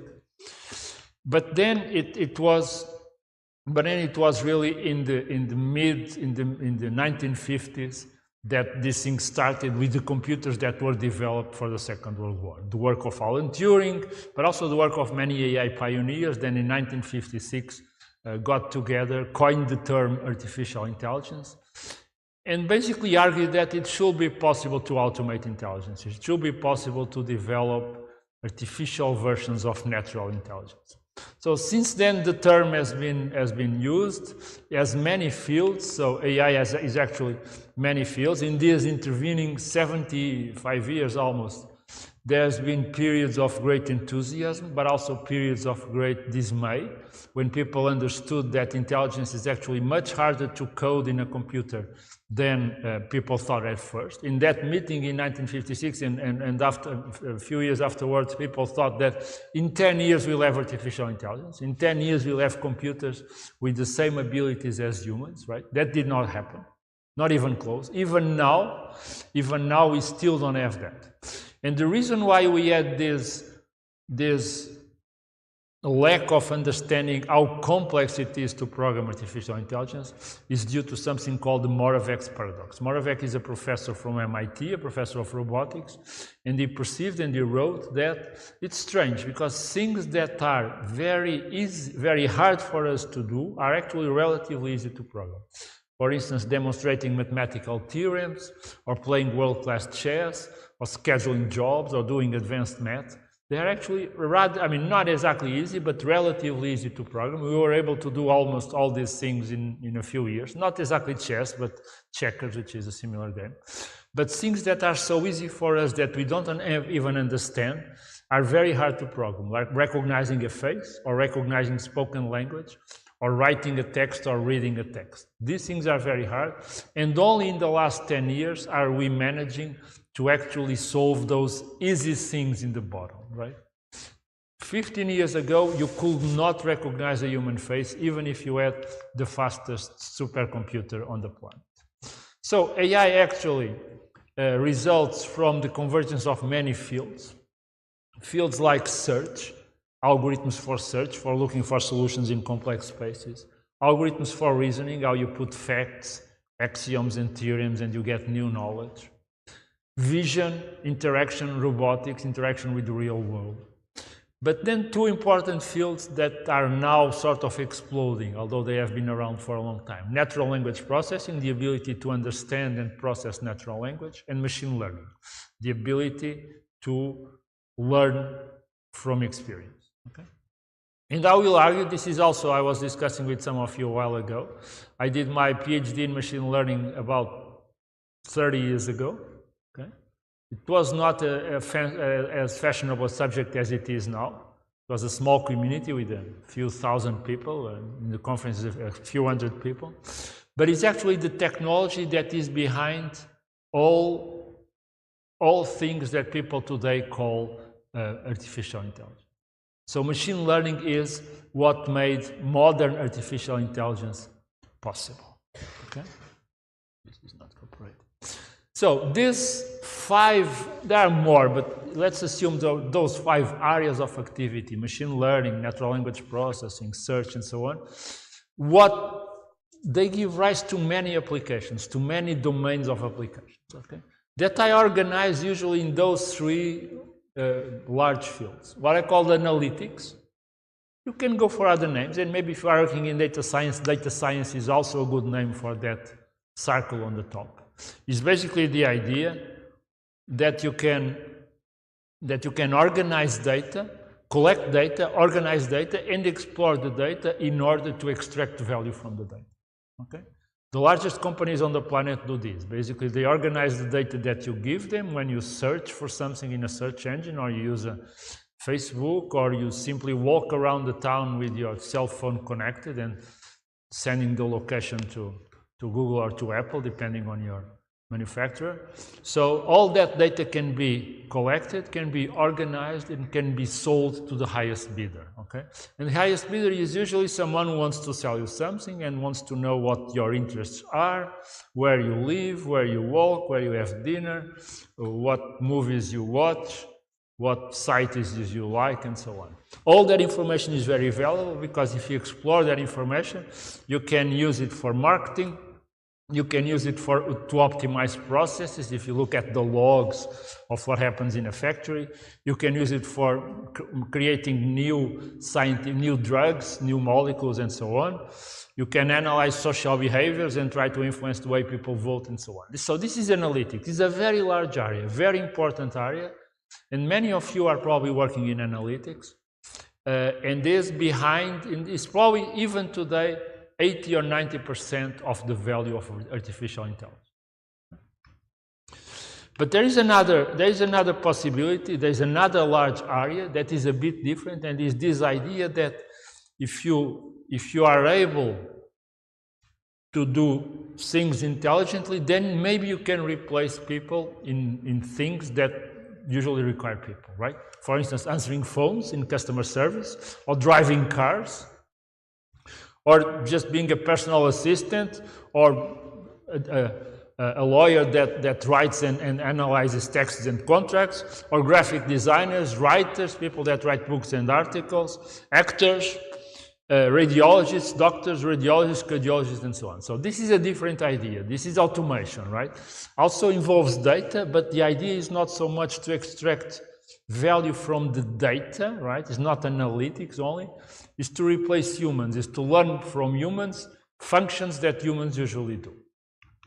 And then the third area, which is strictly a research area these days, I call it artificial general intelligence.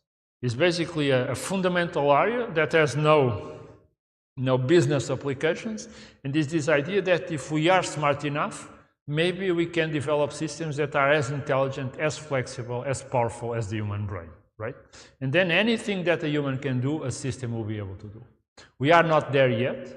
We don't even know when we will be there, or even if we will be there, because we don't know how the human brains work. We don't know how the human intelligence results from the workings of the human brain. But people believe that this is possible. Okay, there are arguments, we can go into that later. There are arguments that this should be possible. We should be able to create systems that are as flexible, as powerful as the human brain, and use these systems to do anything.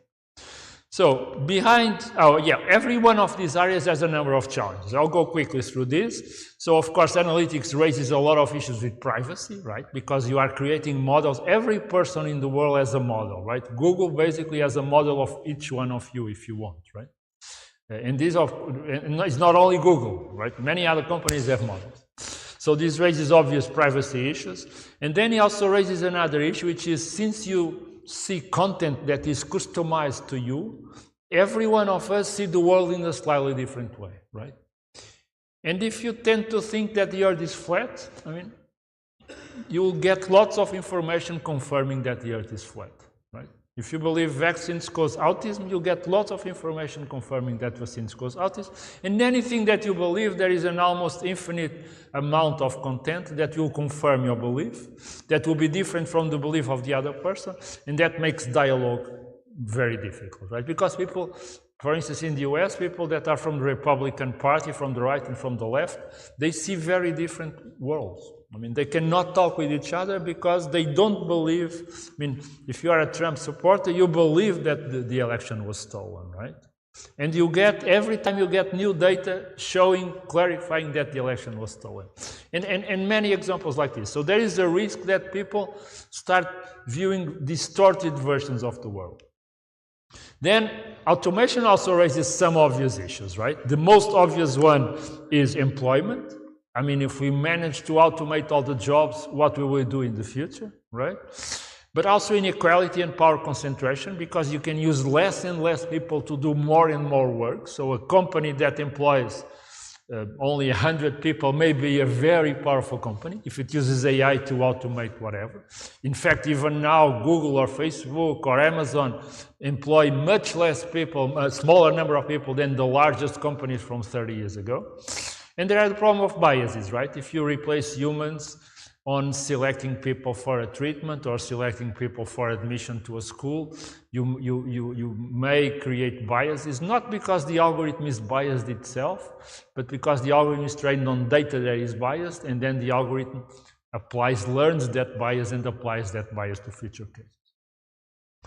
And if we think about artificial general intelligence, systems that are truly as general and as powerful as the human brain, I mean, it's not difficult to think of schemes like Skynet, right, where the machines take care of the world, or whether the machines can just decide that they don't want humans in this world, or something like that. So the possibility of a loss of control is, I'll have something more to say about this, but you can see that any of these three areas has a number of interesting challenges.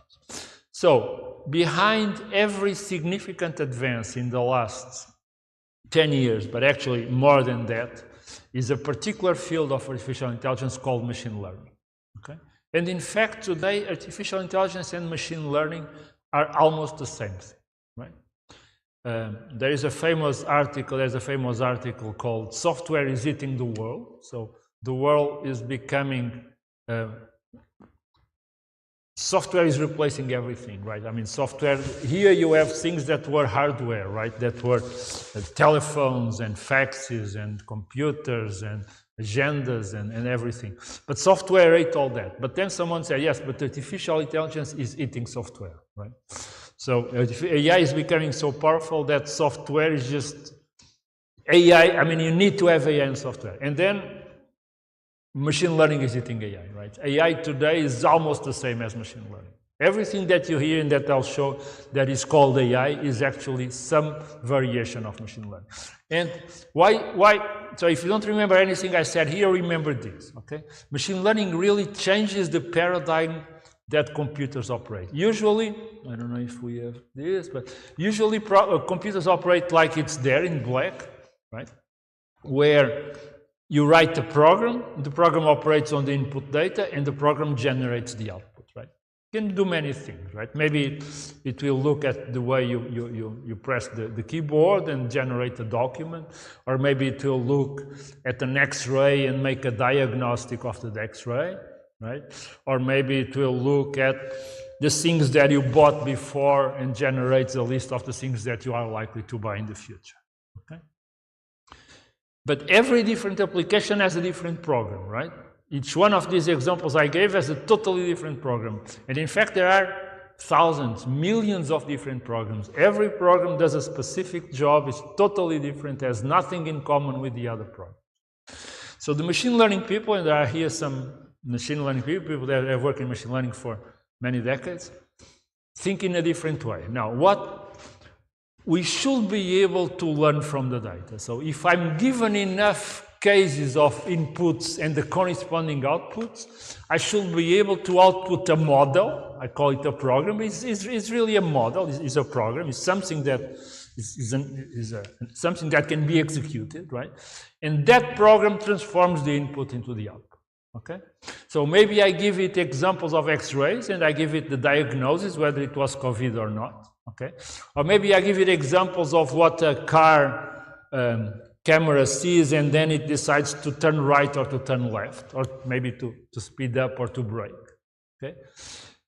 I can be anything, right? I can be anything. So the input output, as long as you have input and the output that is required, you can learn anything. Pedro Domingos, who is a Portuguese that works in this area, is now in the US. They call it the master algorithm, because you only need one algorithm, right? You don't need anything else. If you have one single program, one single algorithm, a machine learning algorithm running here, and you have enough data, enough input and output, then you should be able to create any program automatically by just running the machine learning algorithm. That's why I call it the master algorithm, and I think it's a nice choice of words, because it's the master of all algorithms, right? Now, you may inquire, But what exactly is the program that comes on the right? And you know some of those programs, right? If you work with decision trees, a decision tree is just a program, right? It can be a neural network, okay? Or maybe it can be a Bayes network, or maybe a naive Bayes classifier. It's just a program that was learned from the data, right? There are actually many ways to do this. There are thousands of ways. Someone said that the reason that California has now so few trees is because of all the papers that were written on machine learning over the last 50 years. But I usually classify them in 4 classes, right? These thousands of machine learning algorithms. Methods that are symbolic methods, so they derive some sort of symbolic representation of the data, for instance, a decision tree. Methods that work by analogy. Methods that are intrinsically statistical, although all of them are in some way statistical, but some of them actually derive a statistical distribution, and neural and connectionist methods. So I will go fast through this. Decision trees are just like this. You have a table and you can infer, you can learn, you can derive a decision tree, and then you just go through the decision tree and you are able to classify the data or to obtain a value from the data, right? It's symbolic because you can look at the decision tree and understand what is being done. It can be turned into a set of rules. You can use these rules. You can use these rules to classify or to obtain a value or something. In that case, you are trying to understand if someone is cheating or not in his tax return, and you just look at the data. It's an hypothetical case. You just look at the data, you know, ask for a refund, yes or no. Is he married, yes or no, and whatever, right? Just as a case. Usually the decision trees are larger than these, okay? They are not so simple to understand, but they are still understandable. So you can still understand what the decision tree is usually, okay? Nearest similarity-based methods, the simplest one to understand is nearest neighbor, right? Imagine you have something with just 2 variables, x and y, right? And you have these, some dots are black, some dots are red, and some dots are green, okay? And now you get a new dot, right, here. What would you say is the color of this dot? Well, easy one, right? It's blue because it's in the blue region. But why is it the blue region? Because all these points in the blue region are nearer a blue dot. So if it's near, it means in my database, I had some points that were similar to this one, right? Maybe very similar, maybe somewhat similar. So this idea of similarity gives rise to nearest neighbor, to support vector machines, and the number of other algorithms that work based on similarity, right? The similarity has to be done on the right space. There are a number of details here, but this is the basic idea. So regression is probably the simplest statistical method to explain. If you get a number of points like the blue dots, then you can infer a relation between x and y in this case, which is a general rule, right? From particular examples, you infer the input-output relation. Very powerful regression, actually. Regression is impressively effective in many tasks where other methods don't work so well. So it can be linear, can be logistic, can be single variable, multivariable, sparse regression. There are hundreds of variations of regression. It's a very powerful method, and one that you should not ignore if you are working on data. And then we have connectionist methods. So initially, they were inspired in the human brain. The idea is that, well, we'll find small models of neurons, okay, mathematical models of neurons. We will interconnect them, okay, and we will program this thing by basically programming the connections between neurons, which in the human brain are the synapses, right? So what you do is basically you put some input here, you see the output that you want, you compute the error between the output you want and the output that you are getting, and then from this error you compute the weights, right? How do you exactly compute the weights? What you do is error minimization, right? For instance, if you had only 2 weights and you imagine that's the error function, you just do gradient descent, right? You just do down the gradient until you get to a minimum of the function, okay? This is all that is done in today's neural network, right? The only detail is that we are not working in 2 dimensions, like you probably learned in school if you took some calculus. We are working with systems that have hundreds of billions of parameters. So we are minimizing functions with hundreds of billions of dimensions. A remarkable feat, by the way. I mean, if I was told 30 years ago that we'll be able to minimize functions with 200 billion parameters, I'll say, you are crazy. I mean, there is no computer, no algorithm. We don't even know those spaces, right? We don't know what those spaces look like, but we are able. So when you run ChatGPT, you are running a system that was created by doing this. Backpropagation, error backpropagation.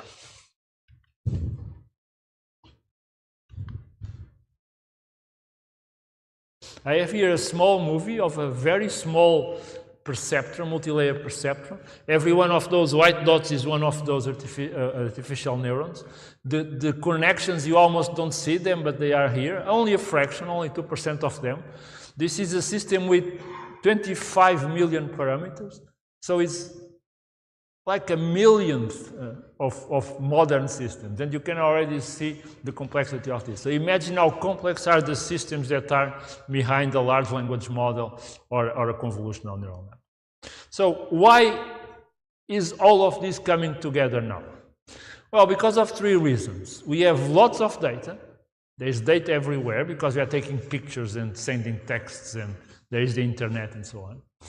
There is much faster hardware. I mean, we could not run these algorithms 10 years ago, 12 years ago, we could not run these algorithms anywhere. There were no computers fast enough. And now we have computers with very fast GPUs that were designed for video games, but are actually very good at computing the minimum of a function, doing backpropagation. And then when we have new algorithms, new architectures, they are not as new as you might think, right? Many of these ideas date from the 70s. But some of them are. Transformers are new, right? CNNs are older. They have like, I remember CNNs from the 90s. So, but still, there are some new ideas, some small improvements. But actually, there is another very important factor. And what happened? Hold on. There is another very important factor. Today, people are sharing the data.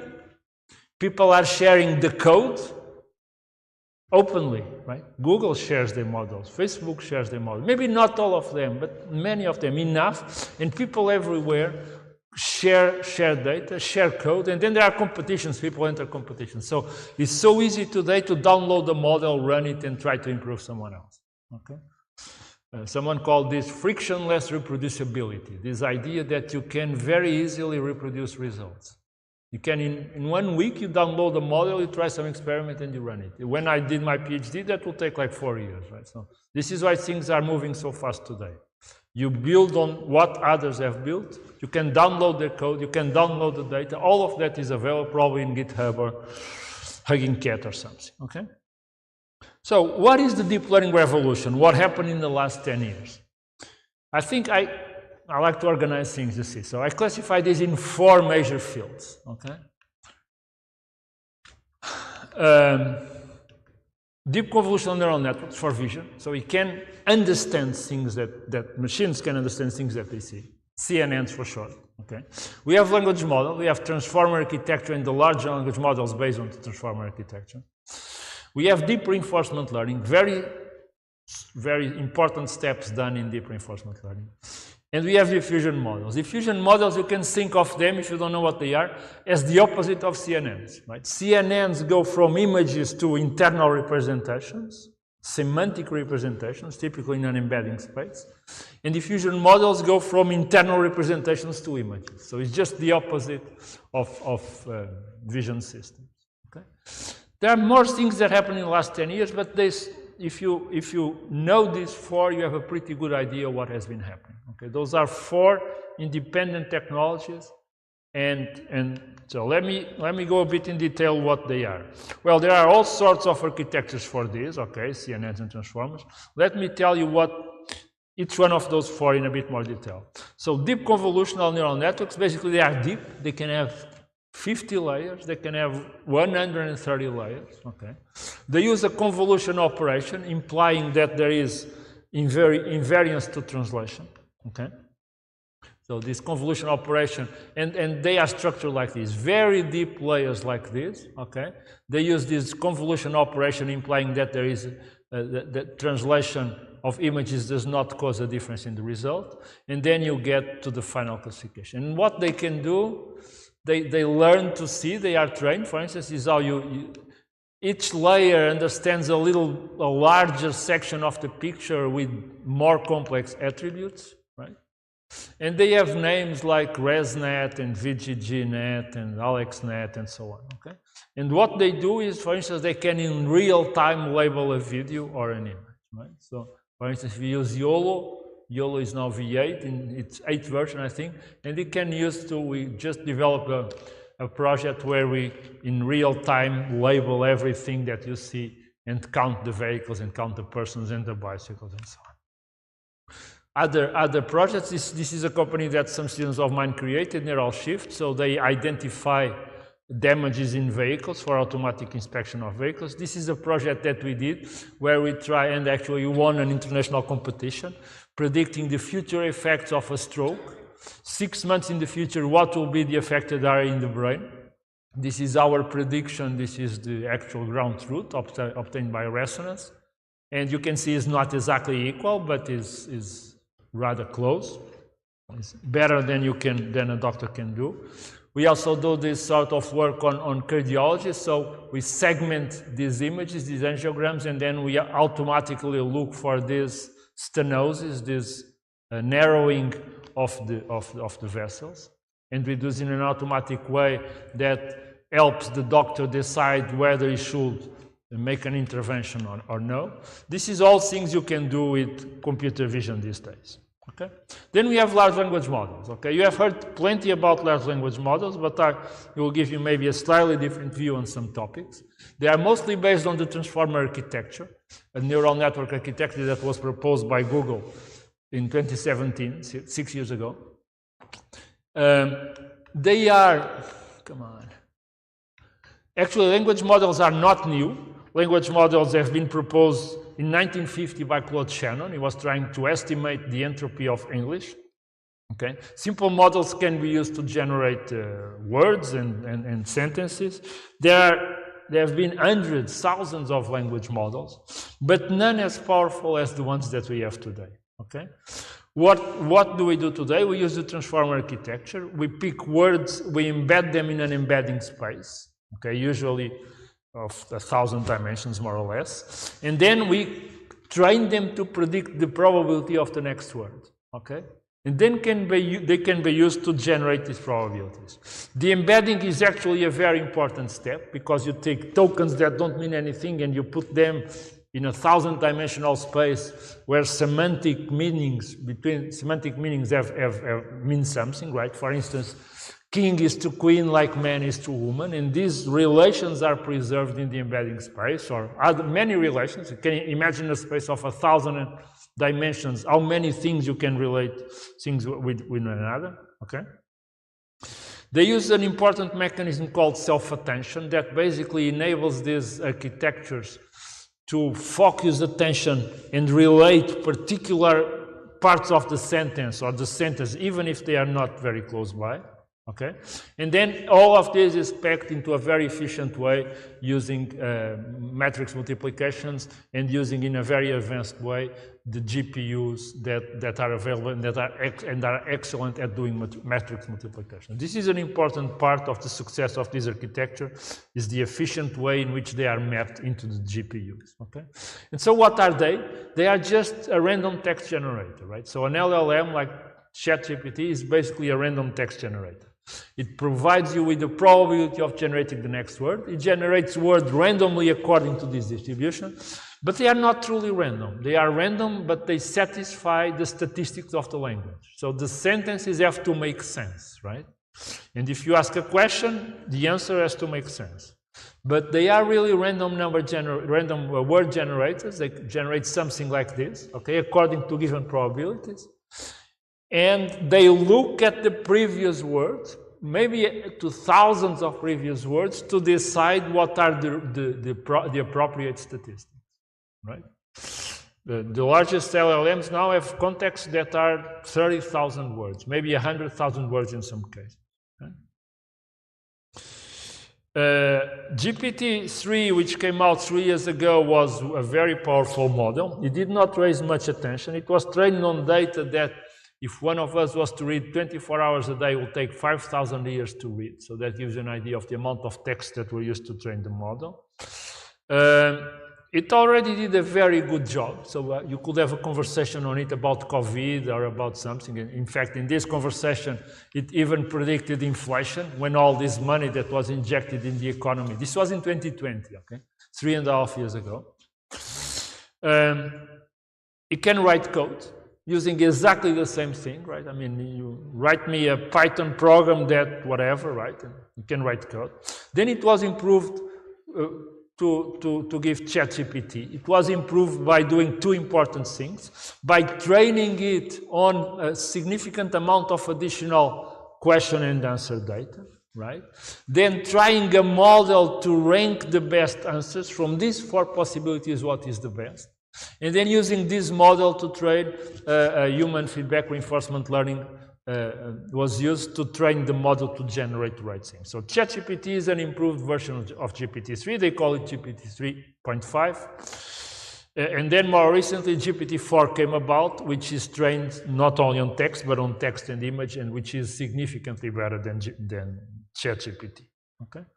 The interesting thing is that even though these models are random word generators, they can pass many exams much better than humans, right? This is the fraction of humans that do better than GPT-4 for the green bars in exams, like the bar exam for lawyers or the GRE exam, the graduate record examination when you leave the university.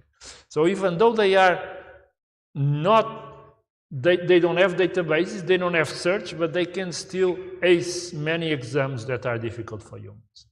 Then we have deep reinforcement learning. I have to move faster now. We have deep reinforcement learning, the idea that you can optimize sequential decisions by looking at the final result and tracing back that information to the beginning. The first, well, reinforcement learning is older than this, but deep reinforcement learning, the idea that you can learn this function using an implicit method, a neural network in this case, is TD Gammon. So this was in '92. I saw the presentation by Jerry Tesoro when he presented this. It worked very well in TD Gammon. Then people tried to use in other games, did not work so well. So even, for instance, Deep Blue in '98 does not really use deep reinforcement learning, it uses a different approach. But then in 2016 and 2017, DeepMind has shown that it can be used to very, very difficult games, like Go, like chess, and perform better than humans in these games.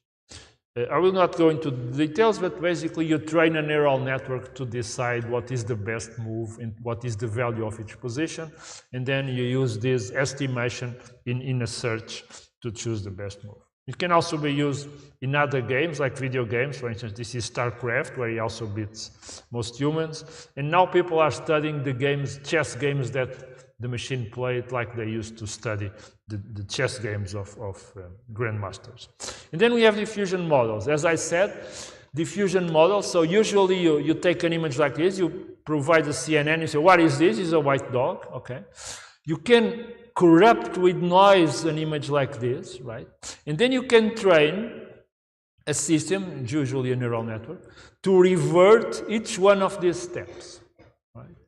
And you may say, revert each one of these steps, but make sure the result is a white dog. So that means that you can start from the very right, complete white noise, and say, now try to revert, to remove the noise in the direction of a white dog. Okay, and since the system knows white dogs are, because it was trained for that, it does step by step, it removes the noise until you get a white dog. This is the diffusion process. And with this, you can basically provide a description of something and the system generates whatever you said, right?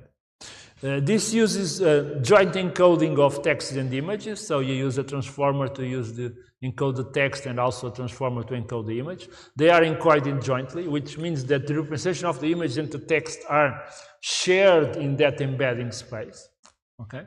And then you can apply these methods. For instance, to generate a corgi, which is a type of dog, playing a flame-throwing trumpet, and through you go and you do this, right? You reverse this diffusion method until you get an image that satisfies the description.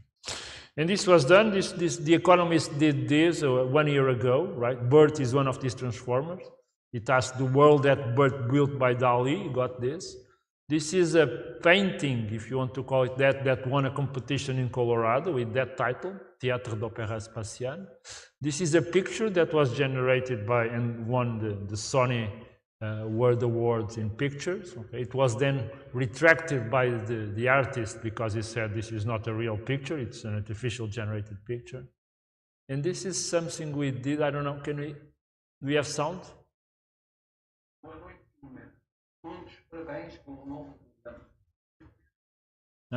It's not coming out, I know. Okay, I'll skip this. Okay, so this is a video that we synthesized the sound and the video. So this is, but I have another video in the end, but we'll do it this way. So what next? Okay, this is, I'll just use 5 minutes more to try to describe what next. Well, the first thing is that, I mean, large language models is not all of AI, but there are hundreds of them, right? It's too late to stop them, right? There is a big tree of language models. You can see there GPT-3 somewhere, and then ChatGPT and so on.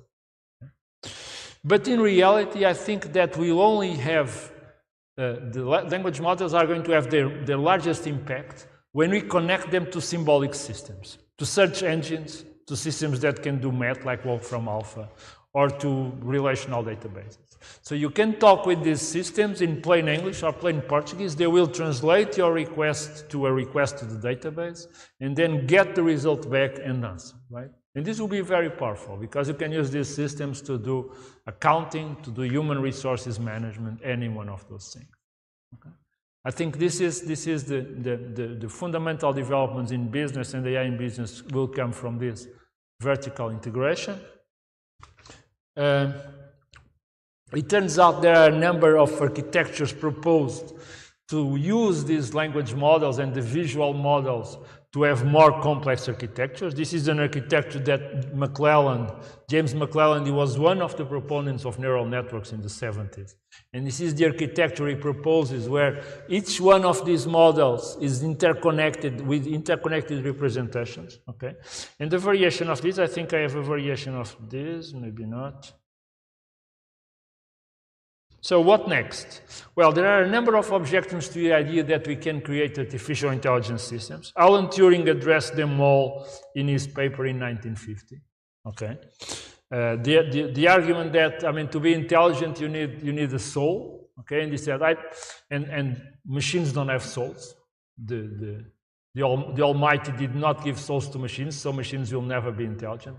And Alan Turing answered, he wrote, well, I don't know anything about souls, but it seems to me that when you say the Almighty cannot give a soul to a machine, you are imposing a limitation on the powers of the Almighty that is not at all reasonable. Right? If you want to give a soul to a machine, you should be able to give a soul to a machine. And then there are a number of other objections that are very well addressed by Alan Turing. I recommend that you read it. There are a number of documents from the European Commission about this. The latest one is the Artificial Intelligence Act that classifies a number of risk levels of applications of AI and imposes different limitations, different rules for each of these risk levels. And then I'll finish with this idea, the work we are working on. So you probably have not heard about dual process theories, but you may have heard about this book, Thinking Fast and Slow.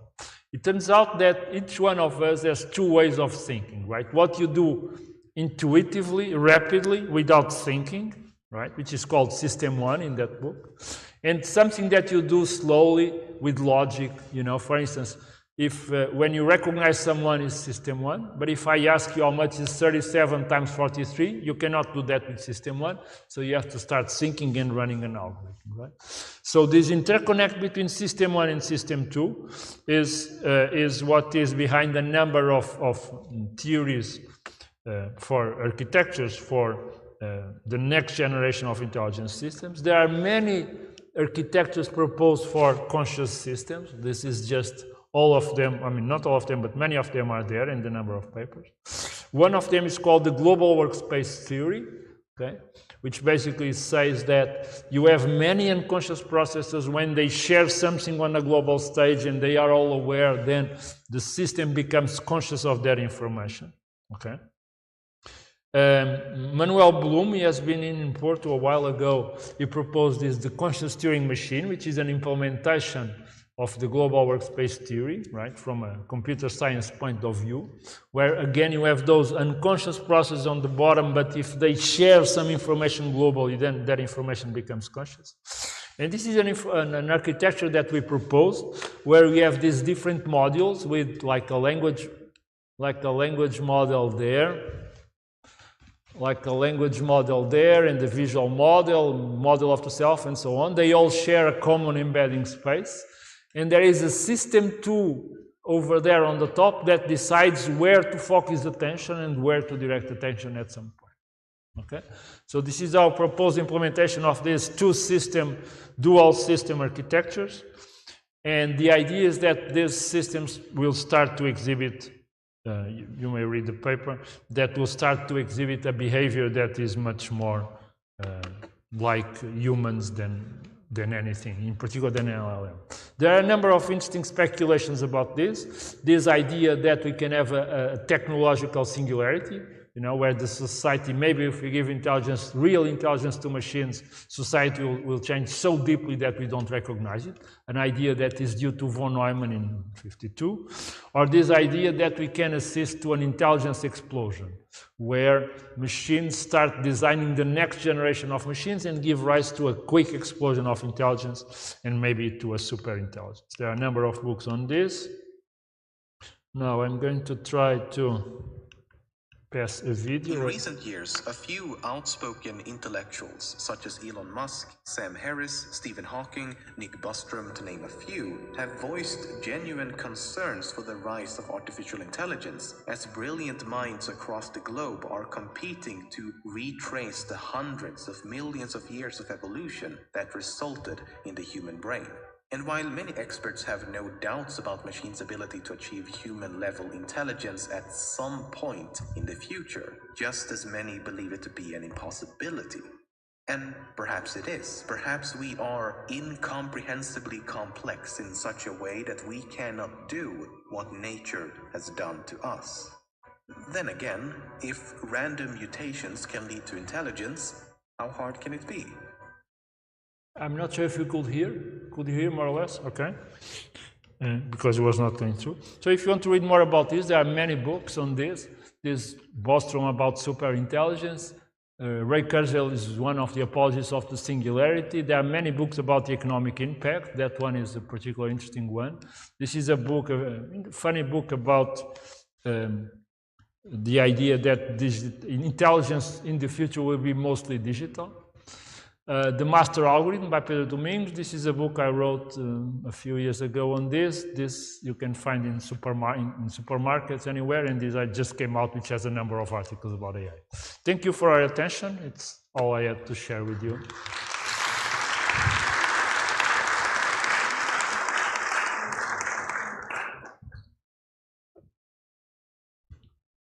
Thank you, Professor, for sharing your expertise with us.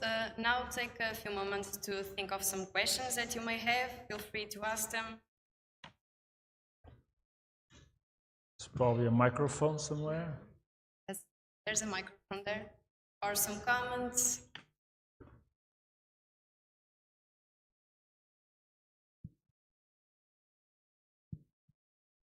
Okay, there's one over there.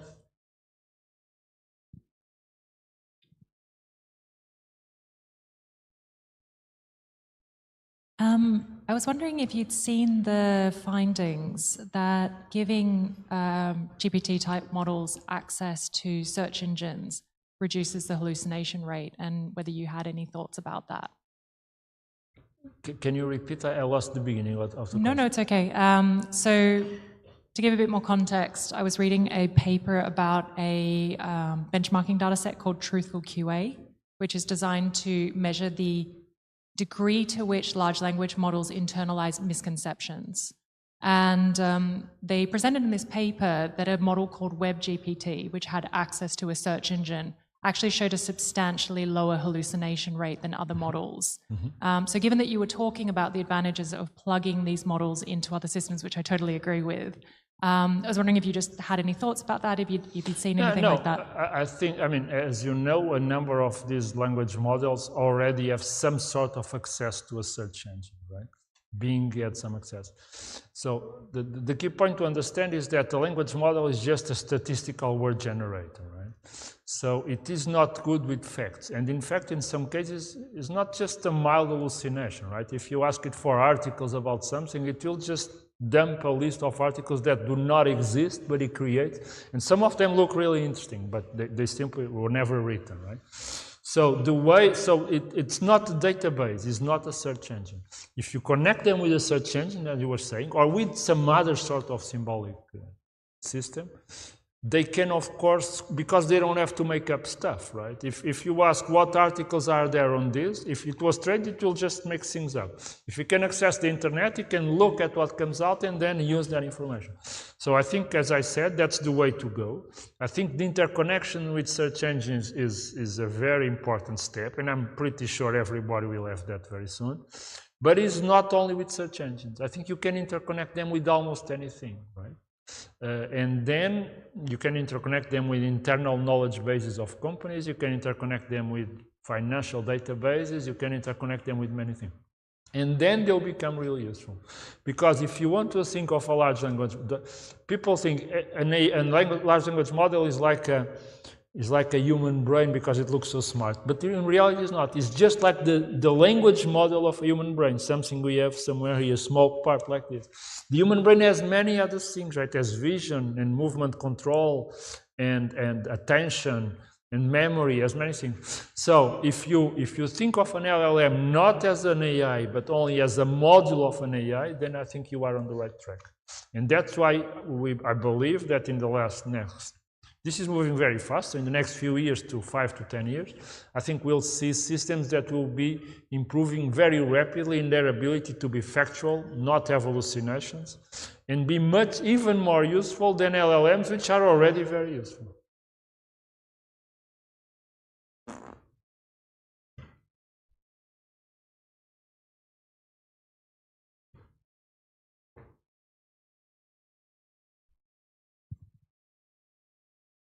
So today, a lot of people are worried about artificial intelligence and are trying to regulate artificial intelligence. Recently, Pedro Domingos has said that that doesn't make sense. It's like ruling mathematics. What will be your take on that? I don't agree with Pedro Domingos on many things, but that is one where I agree with him. Okay, we don't regulate intelligence, right? In general, there is no regulations for intelligence. You can be as intelligent as you want, you can be as smart, you can learn what you want. We don't regulate intelligence. What we regulate are the applications of intelligence, right? You cannot steal, you cannot kill, you cannot pollute, whatever, right? So I agree. The point is that what should be regulated is not artificial intelligence in the same way that we don't regulate intelligence. What should be regulated are the applications of artificial intelligence. So that's my point, and I think it's very much the point of Pedro Domingos. Now, there is a counter-argument here, which is saying, now this is so dangerous that even the technology should be regulated. Right? For instance, nuclear technology is heavily regulated because nuclear technology is inherently dangerous and should be regulated. Not only its applications, even just learning about nuclear technology, as you know, is not welcome, right? Well, now, I think AI, there is some argument that AI could fit in that category, right? This is so dangerous that not even the technology should be free. But I think this is a false hope, right? I mean, we cannot regulate artificial intelligence technology. We can regulate the applications, right? You cannot use it for this or for that or for one, but you cannot really regulate. If people want to learn more, to develop new models, they can do that in their garage, right? They can do that on their laptop. So I don't think it's feasible to regulate artificial intelligence, and I don't even think we should do it. Pedro Domingos takes the argument a bit farther, and there I don't know if I'm completely in agreement with him, which says, our major problem is not systems that are too intelligent. They are systems that are too stupid, right? And that will crash cars or do things that we don't want them to do. So we should invest in developing AI so that we have smarter systems than we have today, and so that we don't run into those problems. I think there is some point to that affirmation, although there are, of course, also some risks in developing some very smart systems. But in a nutshell, so my answer, I agree with Pedro. I don't think we can or even should regulate artificial intelligence technology. We can and we probably should regulate the applications of artificial intelligence technology. And that was being done by the European Union with the AI Act and with the Digital Services Act and with the Digital Markets Act. So they are focusing on specific applications and trying to regulate those. And even that is very difficult. Even that is very difficult.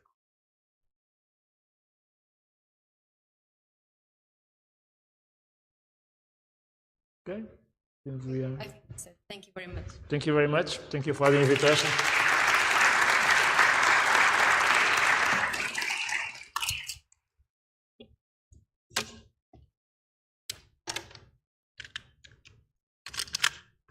Let me just remove my stuff. I think I have everything.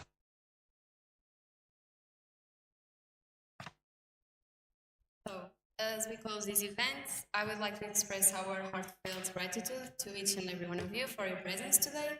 And I would also like to extend our gratitude to the following individuals. Professor Ana Paula Rocha, representing the Dean of Field.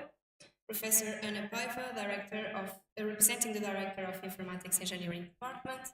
Professor Bernardo Lobo, Director of the Industrial Engineering and Management Department. Professor Álvaro Figueira, Director of the Data Science Master at FUP. Professor Pedro Campos, on behalf of the Director of the Data Analytics Master at FEP. Professor José Luís Borges, Director of the Data Science and Engineering Master at FEP. And Professor Dalila Fontes, on behalf of the Dean of FEP. Also to our speakers, Jody Burchell, Pedro Salgueiro, Caio Gani, and Erlindo Oliveira, that have shared their valuable insights with us today. And we extend our sincerest appreciation to each of them. In addition, we would like to acknowledge the support of our generous sponsors. Our main sponsor, SIB, DevSco, Inesctec, the Master in Data Science and Engineering from FIU, and LIA. This event wouldn't have been possible without the tireless efforts of our organizers and the support of key individuals and organizations. We extend our gratitude to Professor Carlos Schwarz and Ana Santos from the Department of Informatics, the Center of Responsible AI, Fraunhofer, and FIU. Now I would like to invite Professor Luís Borges, Director of the Data Science Master at FIU, to share a few words with us.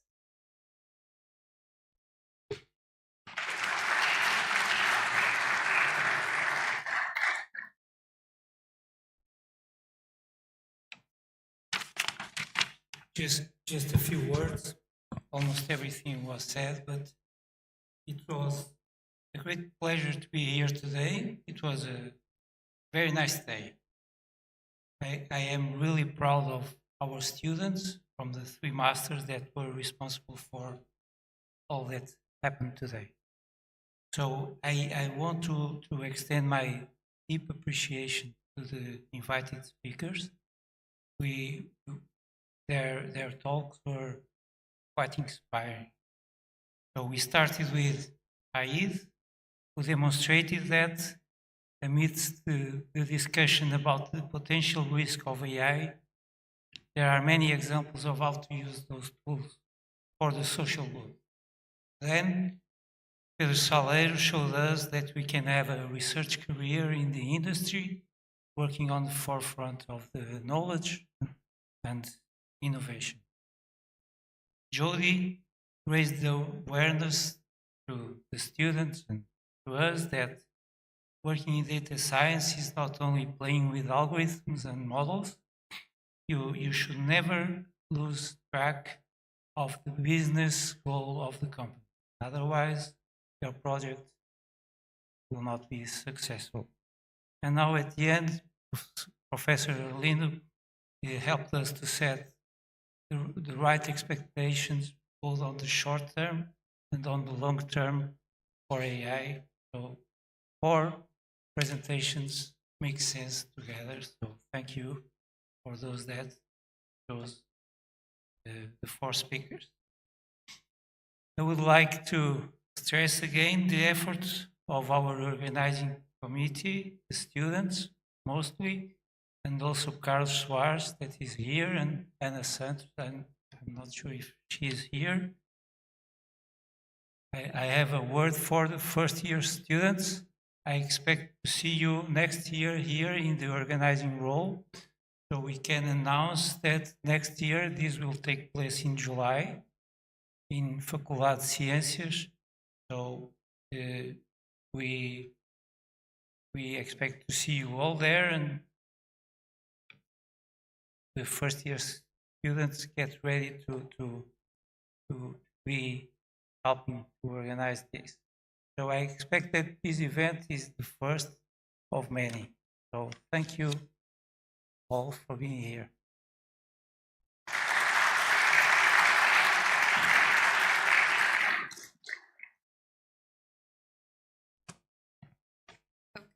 And now, the moment that some of you have been waiting for, it's time to announce the winner of the Best Poster Award. So, drum roll. And the winner is Inês Gomes. Her poster is about interpretable generative stress testing. I don't know if she's here. Yeah, come to the stage.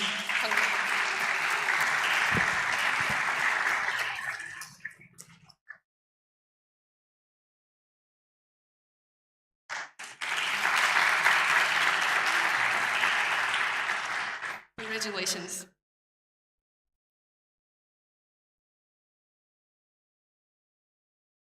And before we proceed to enjoy our cocktails, I would like to invite you to the stage to take a picture with everyone to record them. So, come.